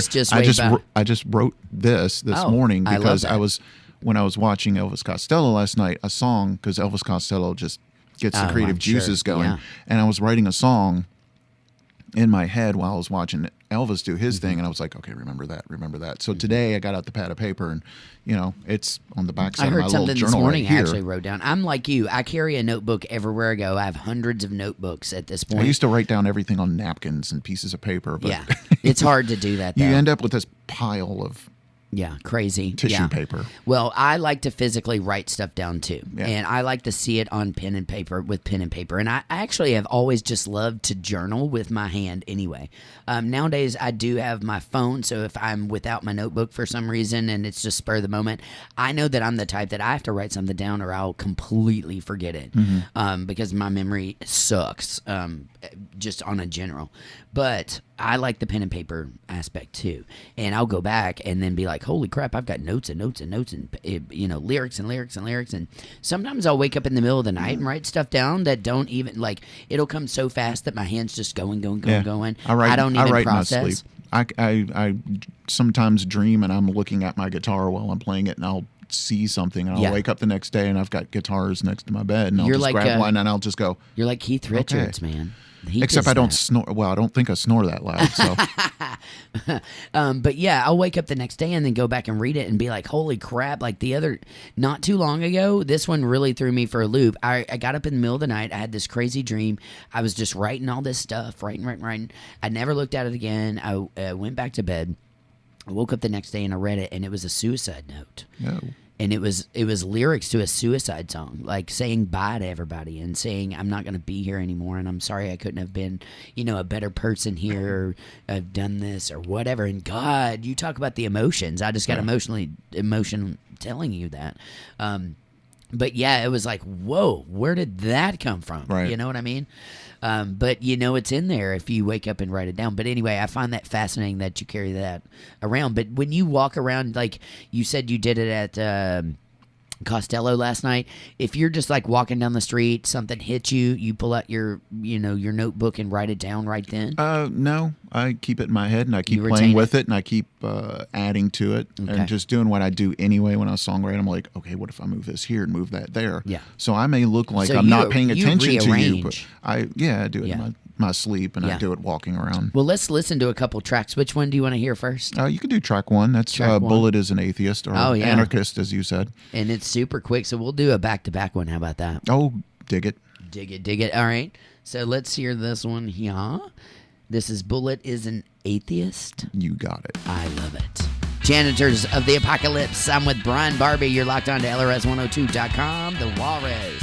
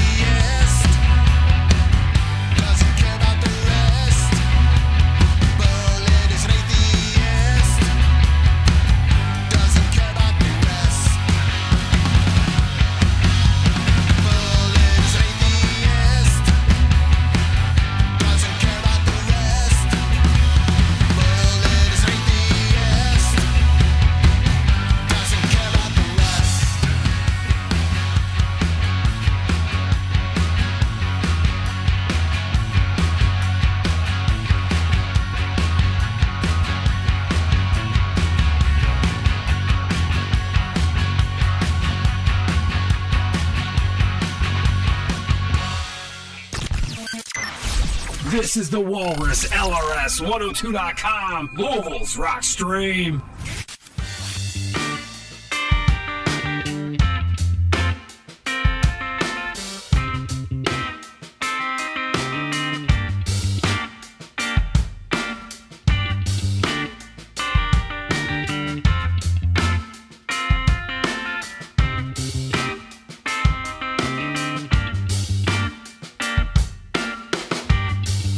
My brain move the way you want to.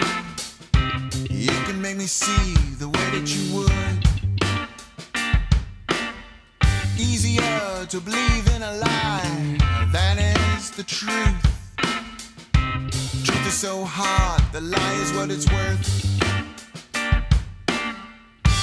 Doctor's got a pill, preacher's got a prayer. You got the fear to hold us all near. How do I stop worrying and learn to love the NSA?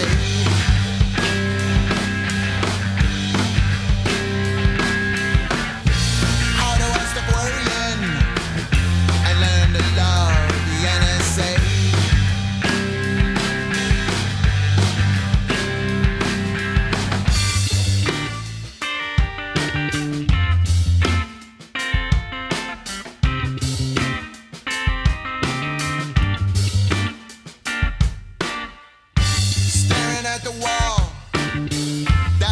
At me,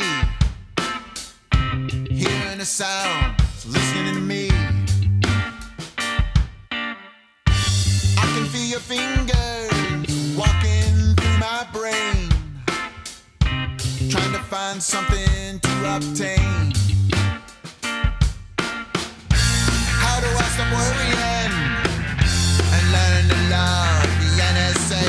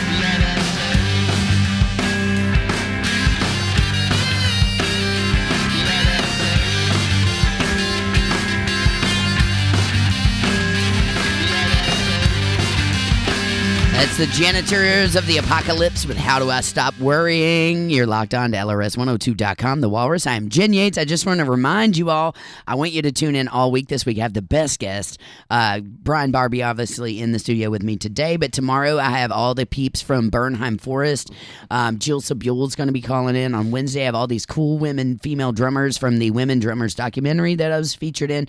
They just had the LA premiere. Now they're going to have the Philadelphia and Pittsburgh premieres. So we're going to be talking to them.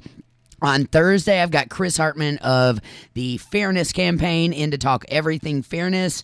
And on Friday, a lady named Amber Steele, who I met last night She was super amazing on stage. So she's super cute, and I'm super excited to have her in on the show to talk music. Super. She was super. Yeah. Super. She sounds super cool, too. Yeah. So I'm excited to have her in on the show. So. Literally super. Yeah, super, man. So let's talk a little bit about this record because I love both of the tracks. That last one, very reggae, very Police-esque. Definitely got some Andy Summer flowing going on there. Wasn't going for that. This is the first time where I noticed my influences after I did the songs. Usually I can see them before A or mile during, away. but Yeah. this time it was like, oh wow, that was a little policey. Ooh. Do you feel like you're outside of your box on this, or do you feel like Yeah, you're right I do. in you're out? Because you were saying earlier you felt like you were out of your comfort zone. Except for Bullet is the now you got me questioning how to say that song title. Sorry, now. darn it. Bullet is an I'm so atheist. sorry. That one is more like the older material because this is the 6th album. Yeah. So kudos to you for that. That's a big feat, you know. I'm stubborn. Yeah. Well, and you were like laughing about how many bands I play in earlier, but you know, I was gonna also premise it by saying I think I've done that because I don't like to stick with one genre of music because I am so diverse. You know, I wanted to put out rock records and I wanted to put out blues records, and I just did an Americana country record out of Nashville. And my solo stuff though is like electronic hip hop. Yeah. Like I'm more of an Eminem or a Snoop Dogg kind of character. And Janitors, the Apocolypse is not. I mean, it was originally designed to be whatever. You know, just throw whatever you want in there because the very first show I did, the very first note the Janitors, the Apocolypse did was in front of an audience. Didn't rehearse. It was an improv set. Yeah. And the place was completely packed. 90 people was at the Sugar Dough down on Story. And that's kind of how it was going to be at first. And then, of course, songs started actually forming and gestating, and I was like, oh crap, well, let's see where this goes. And it's experimental stuff that, you know, is influenced by Tom Waits and Velvet Underground and the Monks and Nico. and stuff like that.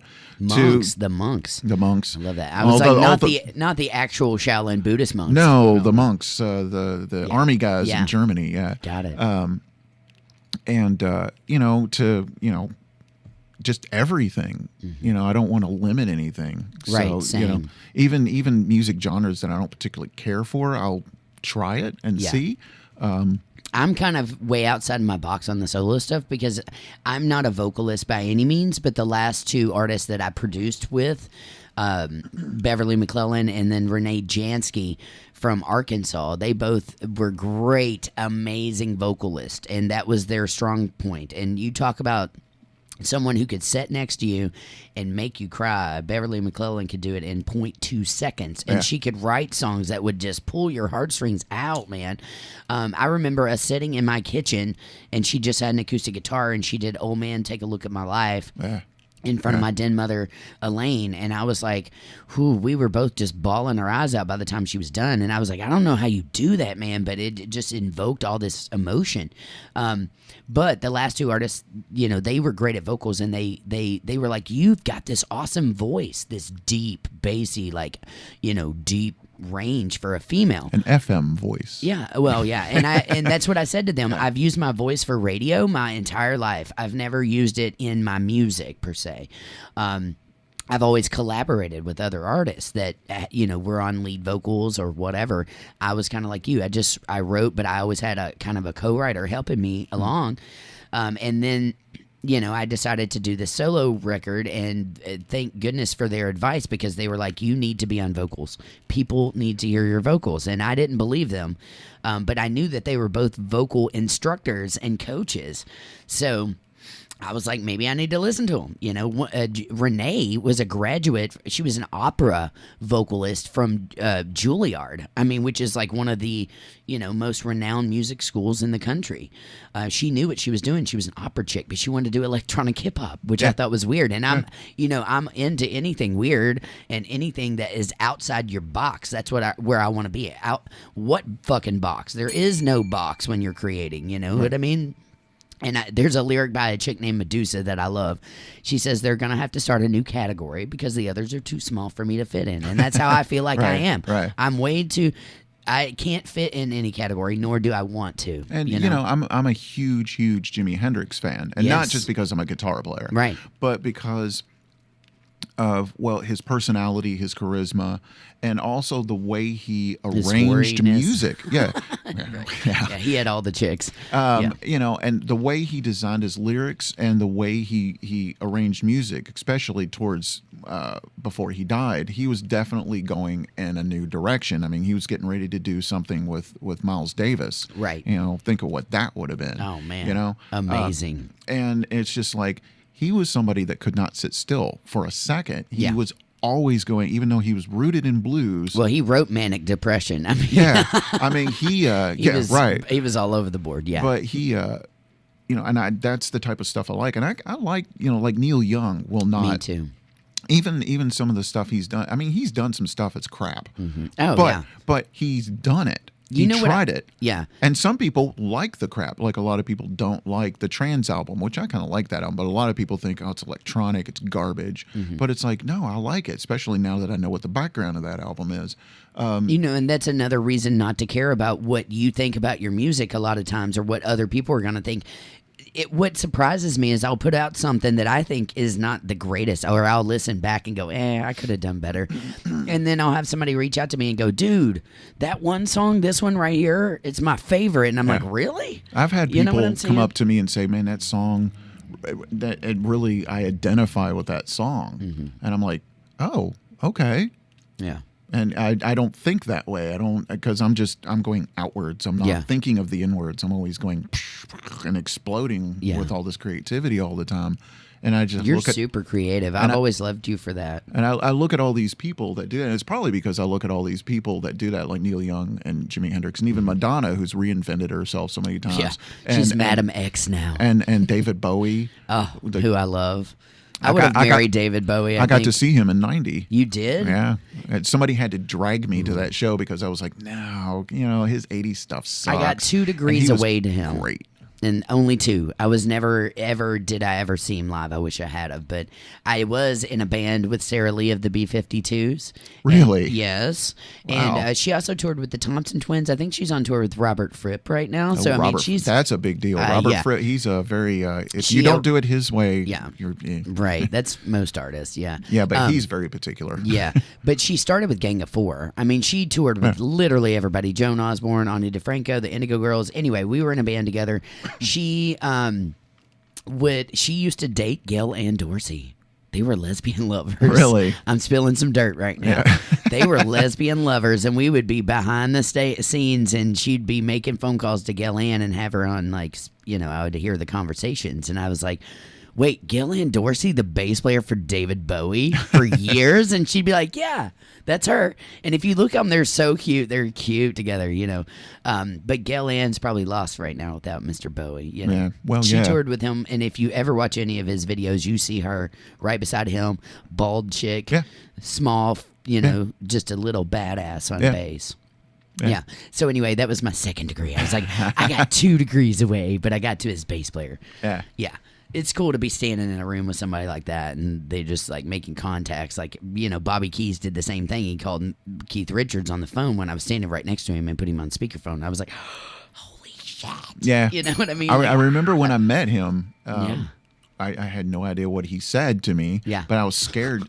Bobby Keys? No, Keith Richards. Keith? You met Keith? Oh. Well, it was at a Tom Waits show. I've told the Even story better. so many times. You haven't told it on my show on LRS, though, so tell it. Spill it. Me and my friend Jennifer went up to see Tom Waits in '99, the Mule Variations tour in New York, because she had to one-up me because I bought tickets for the Chicago show and she didn't like the seats. Okay. And so she goes, well, let's go to New York City. So we're going to go to the Beacon Theater 4th row. Yeah. Third world problems. Yeah. So we went, and he did a 5-night run, 4 or 5 night run at the Beacon Theater, and it was the end of the tour because he does really, really short tours because he doesn't like the business very much. And so we sit down, and I look over, and there's Elvis Costello sitting across the aisle from me, and I'm thinking, I'm going to see you in 3 or 4 weeks at the Palace. Mm-hmm. So this was recent. No, this was '99. Okay, I was like, wait a minute, because I saw him in '99 at the Palace. Oh, okay, it was just I him see. and Steve Naive. That's the year I moved here, man. Well, yeah.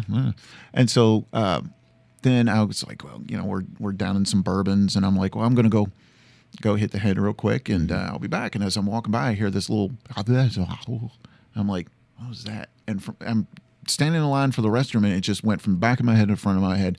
That's Keith Richards.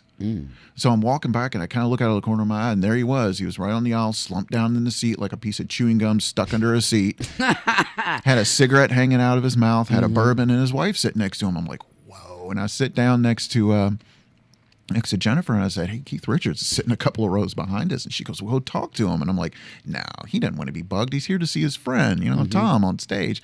She gets up, she goes back. She gets down on one knee. She kisses his hand, says, thank you for all the music you made. That didn't stun me because Jennifer is a very bold person, which is what I like about her. She's my best friend. And she's, and she, what surprised me is she didn't get toxic shock like licking a frog or something, kissing his hand, because that boy is, no kidding. Yeah, that boy he gets his permanently blood, full completely like an oil change. Yeah, he's on a monthly, permanently full of drugs. And so she comes back and goes, he's real nice, real approachable. You should go talk to him. No. And then I decided, okay, so I go up to him. The only time I've ever been scared talking to a well-known person. And I said, hey, I just want to say hello. Didn't want to bug you. And he shakes my hand, and he can tell I'm scared. And he went, raw SRO. And I'm like, I don't know what. I'm in my mind. I'm going through my SRO. Yeah, I'm going through my English to Keith Richards dictionary, right? SRO. And I went, yeah, good luck with that. And I went, okay, thanks. And I went and sat down, and Tom comes out and does his yeah, you doing, everybody? And he's doing his thing, and what's he building down there? And all I can think of is Keith Richards has to look past my head to see his friend on stage. Yeah. He's got to stare at the back of my head. And I guess what he was saying to me was like, right, you're okay. You're all right. Raw SRO. SRO. Yeah, you're all right. You're okay. You're fine. Interesting, man. I wanted to also ask you, I love that story, by the way. That was great. I have a lot of those, unfortunately. Yeah. We're going to go see Alice Cooper tomorrow night. I'm seeing Alice for my second time. For your second time? I've never seen Alice Cooper. He's for a guy that's aging like him, the show is spot on perfect. I mean, because of course it's a lot of theatrics. Yeah.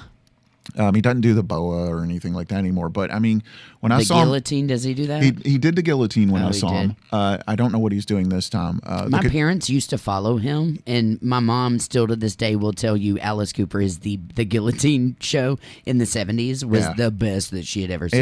It's very effective. I bet. I mean, he is one of the earliest shock rockers that we actually had. I feel like he is who Marilyn Manson took their page from. Yeah. Slipknot, all of these Kiss, crazy. Yeah. Yes, Kiss definitely took a page from their. He took his page. I mean, I just saw the Axis Dan Rather interview with him, which is a great thing.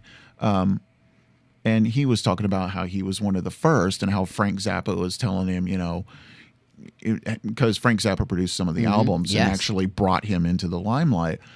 And I was, I'm one of the first shock rockers, and I'm thinking, well, Screaming Jay Hawkins, I would say was probably the first rocker. When you come out on stage in a coffin, and in a voodoo suit, right, and all you're doing is trying to scare the crap out of the white people, now you're the first shock rocker. So I think Alice probably got it from him. Yeah. And then Madonna took it later on and went crazy. And everything that you got now. I mean, everything that we have now is birthed out of that. Just like blues pretty much birthed rock and roll and hip hop and everything else. Lenny Bruce. Yes, exactly. On the comedy stuff. Yeah. That's so crazy. Well, I'm excited because I have never seen Alice Cooper, but I hear people all the time telling me how great he is. And I did have Tammy Baldwin up in the studio, who is one of our only drag kings in the city that's at Play Louisville, who is a good friend of mine. She's been doing drag since 1973 because of Alice Cooper. Oh, there you go. And she started doing drag because of Alice Cooper. So I know she's going to be at the show tomorrow night. And we were talking all about Alice Cooper and his shows. She got to meet him, and he autographed her arm, and then she got the tat. You know, and all Wow. that. Yeah, she went that far. Yeah, but she's covered in tats all over her neck. And cool chick, man, super rad. So I'm sure she'll be excited to hear that I'm heading to that. Yeah.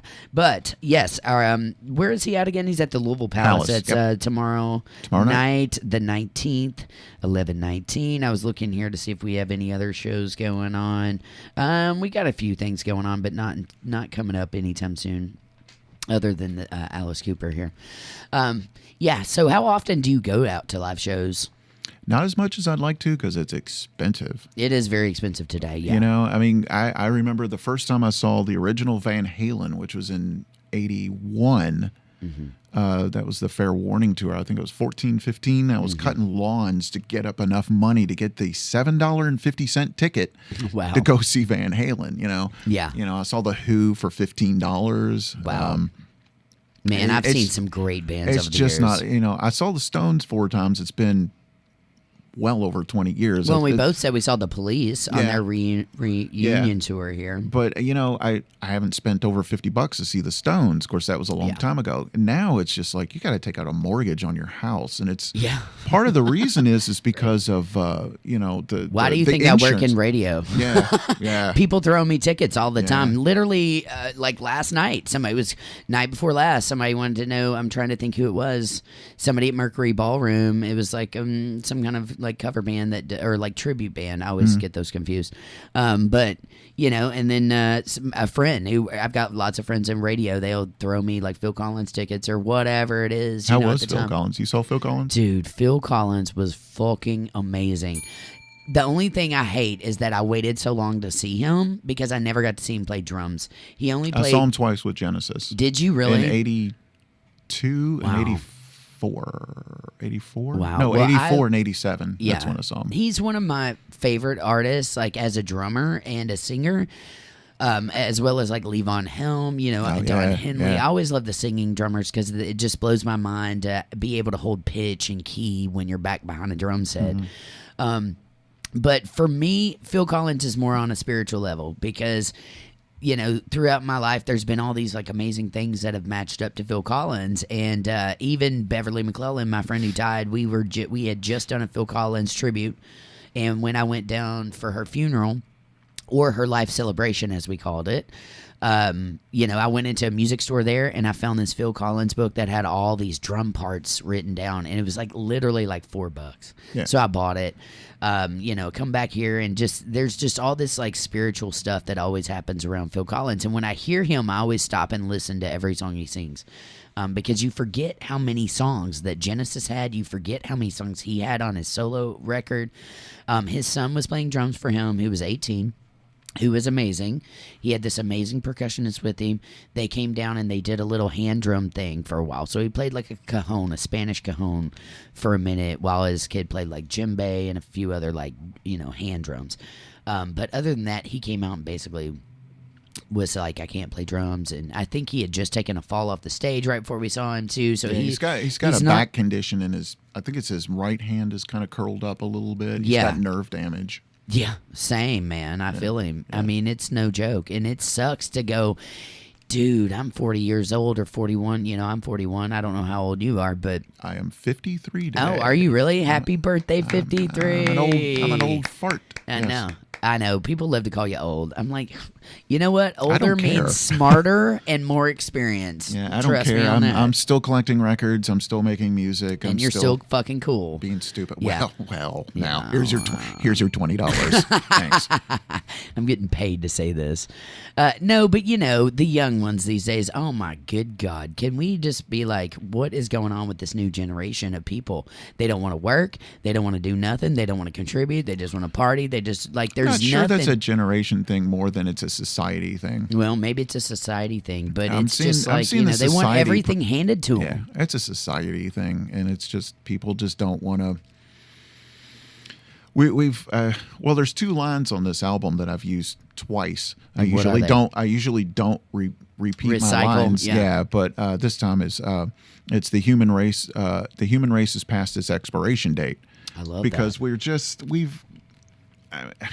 I mean, I know every generation goes, oh, we've played everything out, fuck the establishment and all this stuff. And it's the same thing now. Rebellion is the same thing. We've pretty much taken the air out of Their everything. rebellion, though, is let's go shoot up a school. You know what I'm saying? Yeah, but we got older people doing that too. I know we just had one. I know we just had that California one too. But did you see this morning? We woke up to the news of. I haven't watched any news today. Yeah, I don't watch news either. But it's my birthday. I don't. 3 people got shot, I think, inside of an Oklahoma Walmart. Just Walmarts randomly. are getting a lot of shootings. Yeah, thank God I don't go to Walmart. And see, I work at Half Price Books on Hurstbourne, and we had that shooting over at that Kroger right the there. Stony Brook and Kroger, they actually now have said that is now a hate crime. It's a federal hate crime. Because that guy, Dude, I got punched in the head last year outside the Yum Center for a hate crime. So it's very real here in Louisville, Kentucky. And thank God I wasn't shot. You know what I mean? But I took a nasty fall, and because of that, I have nerve damage in my left arm. And I can't feel my fingertips almost ever. I just gave it. I'm like, they just want to have me to have surgery, and I just do not want to have the surgery. You know what I mean? Because as a drummer, that just seems very detrimental to me. Yeah. Yeah, and I want my limbs as long as I can have them. I'm not sure how people you look at Phil Collins, who can't even stand to sing. Right. He has to sit on a stool. But then you look at people like how Dave Grohl, who's another power drummer, and it's like, man, how does he drum like that and not be messed up? Because I think in probably another 10 years you'll see him. Because he's not just Nirvana and stuff like that, but you look at Queens of the Stone Age, Protobot, all these bands, and where the way that he drums with arms, which you're not supposed to do. Yeah, he does big swings with big drums, and he's not centered in on the snare. Do you know a fun fact about him? And you may already know this, that Tom Petty wanted to take. Yeah. He wanted him after Nirvana's frontman died. He actually played on Saturday Night Live. Yeah, that was his audition. That was his audition. Yeah, it was his audition. That's what I said. And then do you know what he said to Tom Petty after that? I had heard it, but I don't remember. He said, no, I think I'm going to write my own stuff and start my own band. Yeah. And he said no to Tom Petty and the Heartbreakers and started the Foo Fighters instead. Yeah. So good choice, Dave, because I was like, I don't know that I could have said no to Tom Petty and the Heartbreakers. How do you say, yeah. Right. Yeah. So who were the drummers that influenced you? Me? Yeah. Oh, you're turning the tables on that. Hell yeah. You thought you were gonna be in the power chair. Yeah. We were almost to the end. Well, I love an aggressive anybody else but me. I don't like to be that aggressive. I really don't. But let's see. God, Phil Collins was a huge one, obviously, but mostly the classic rock drummers. I mean, Mitch Mitchell, they gave me the nickname Bitch Mitchell here in Louisville because of him. Usually the jazz meets rock cats. I love Mick Fleetwood. That's who, when I got punched at the Yum Center, that's who I was there to see that night. And it was National Hug a Drummer Day. Oh, so wow. It was double whammy. Yeah. Ooh.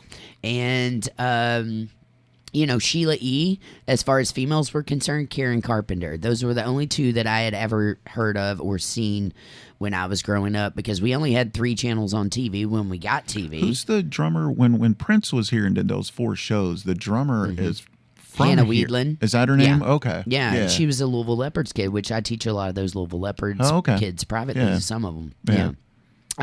She's great, yeah.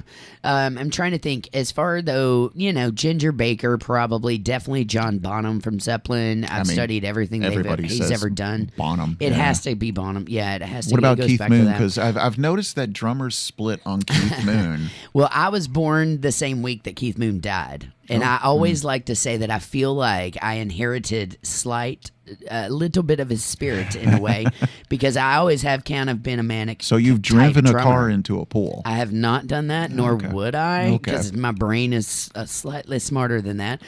Plus, I probably have not. I've ingested a lot of things in my life, but I don't think I've ingested as much as he did during his time.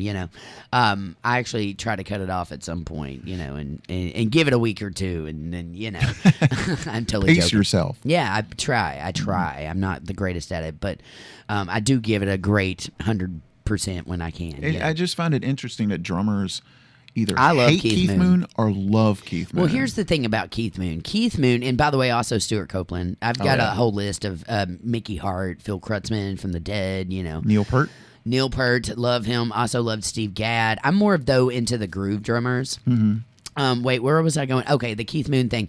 Here's the thing about Keith Moon is that he always plays ahead of the beat, almost always, and he is just a wacky fucking dude. You know what I mean? He would play ahead of the beat. He's the first guy to really like. He played premieres because he was from overseas, and he always had all these drums, and he always tried to tune them to the same freaking note, which was kind of interesting. I also studied, and they were all flat too. Yeah, they weren't flat, angled. right. Yeah. And I prefer my drums flat, to tell you the truth, just because I don't have long arms, and I'm a short kind of character, so I like everything close to me where I don't have to reach really far. Yeah. And if you tilt, it's always weird to me, the tilt with drums, unless you're tilting the snare drum for like big band stuff toward the kick drum.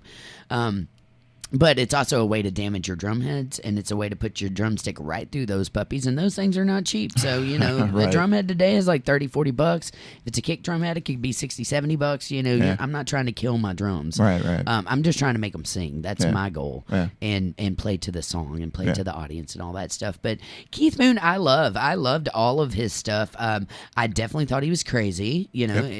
Undoubtedly. He And would have been diagnosed as somebody with what would they call it now? Attention deficit and manic all the something.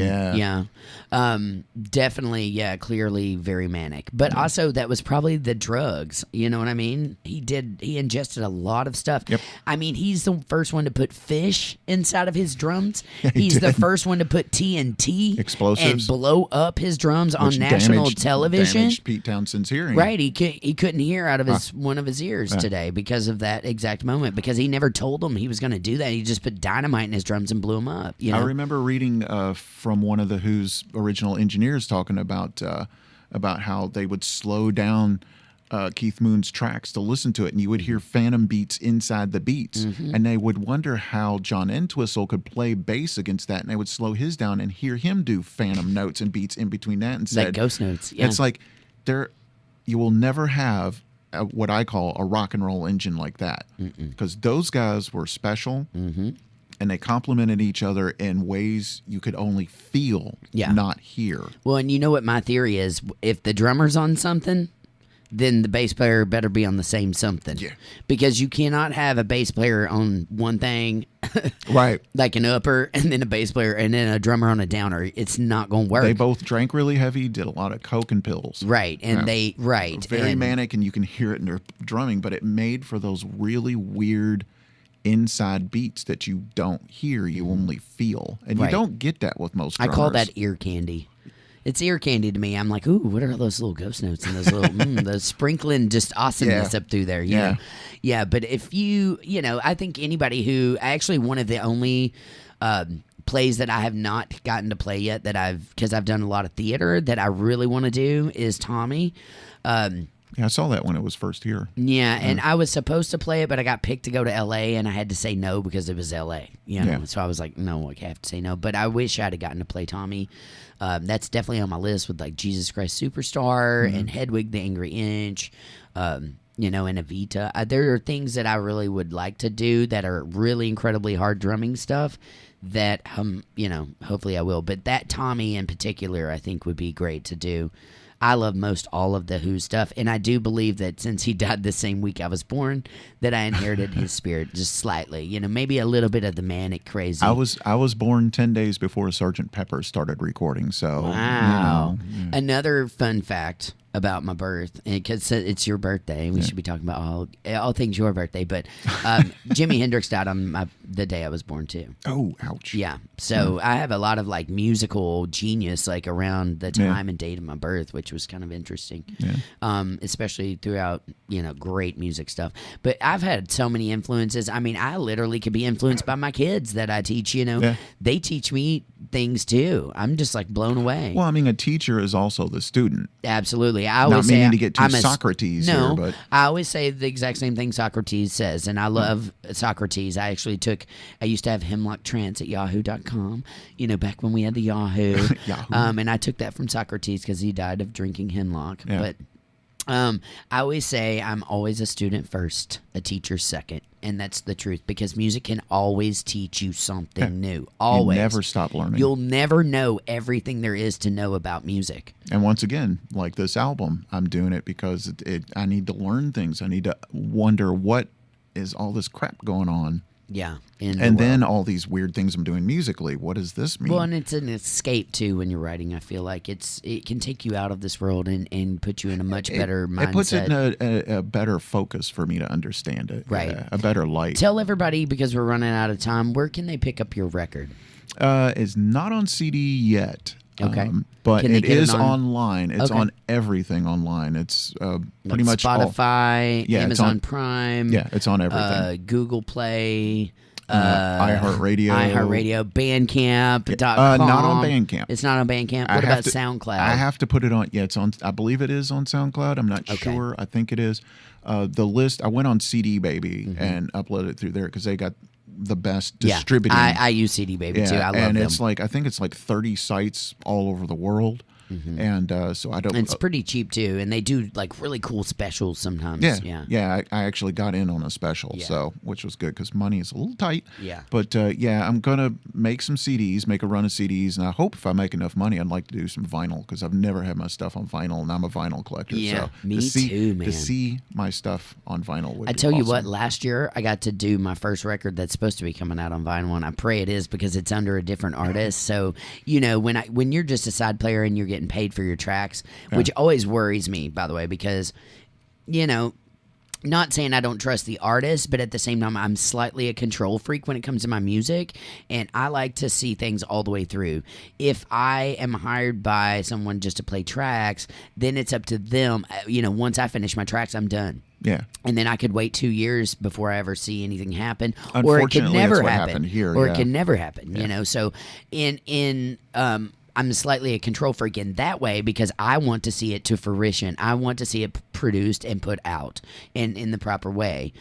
So hopefully, fingers crossed, that's the Americana Country record with Lori Joe Bridges coming out called Rivertown. And it is some of my best drumming work that I have ever done. And it was in a very multi-million-dollar studio where Dolly Parton's studio, Reba had her first hit there. Taylor Swift recorded her first country You record recorded there, at Electric Lady too, didn't you? Yeah. Yeah. Yeah. Ray tried to get me into Electric Lady. We both tried to walk in there, and they wouldn't let us wouldn't let in. you? But I was like, I'm cool. This is where Hendrix walked through the doorway. Yeah. I'm cool. Man, I tell you what, I've been in some really awesome studios over the years, and I've also gotten a lot. I've taken a lot from them because they've shown me, I've always worked in radio, so I've always been audio editing. But they showed me a lot of things about Pro Tools, a lot of things about Logic, a lot of things about Adobe Audition, and just all these programs to show me how to do it myself. Not saying you need to do it yourself, but I like to do most of them. With my solo stuff, I really wanted to be like, I wrote, produced, directed, did everything, recorded every instrument, produced the entire thing. I just wanted to prove that I could do that, And so that's the kind of direction I'm going with the solo You stuff. pretty much went Dave Grohl like the first album Yep. because Dave Grohl played everything on that first album. Yeah, and that's kind of what I'm doing. I want it to be solo for a reason because I've always collaborated, and I just felt like I wanted to prove to myself and to the world that I could do it and that I had all of the utensils that I needed to make it happen myself. You know what I mean? Yeah. I feel like you get a little bit more respected that way. We're running out of time, but Beck did the same thing. That whole Beck issue when he beat Beyonce. Yeah. If you look at Beyonce's list of writers, she had like 50 writers on that record, and then it's like Beck. And that was it. He Right. did the entire record himself. Right. So it's like I have to respect a dude that does that more so than a Tom chick Schultz did who has the all fir- these hits. Tom Schultz did the first Boston album. That's all him. Yeah. Well, Brian, thank you so much for coming on the show today. I really appreciate you coming in. It's fun. Janitors of the Apocolypse. Check them out online, social media, anywhere you can get them. You can get the new record. And give us the name of the new record. It is self-titled. Self-titled. Janitors of the Apocalypse. Janitors of the Apocalypse. All right, take care. I want you to tune in tomorrow. We'll be back 2 to 4 p.m. with the dudes from Bernheim Forest. We're going to be talking the pipeline, everything, basically, that's going on there with them. And we're going to have a phone call in from Jill Sabule, who's a big artist from the 80s. Wednesday, I've got female drummers coming in. Thursday, Chris Hartman of the Fairness Campaign. And on Friday, you can check out Amber Steele, so check that out. And I'm Jen Yates. Take care. Keep it groovy, y'all.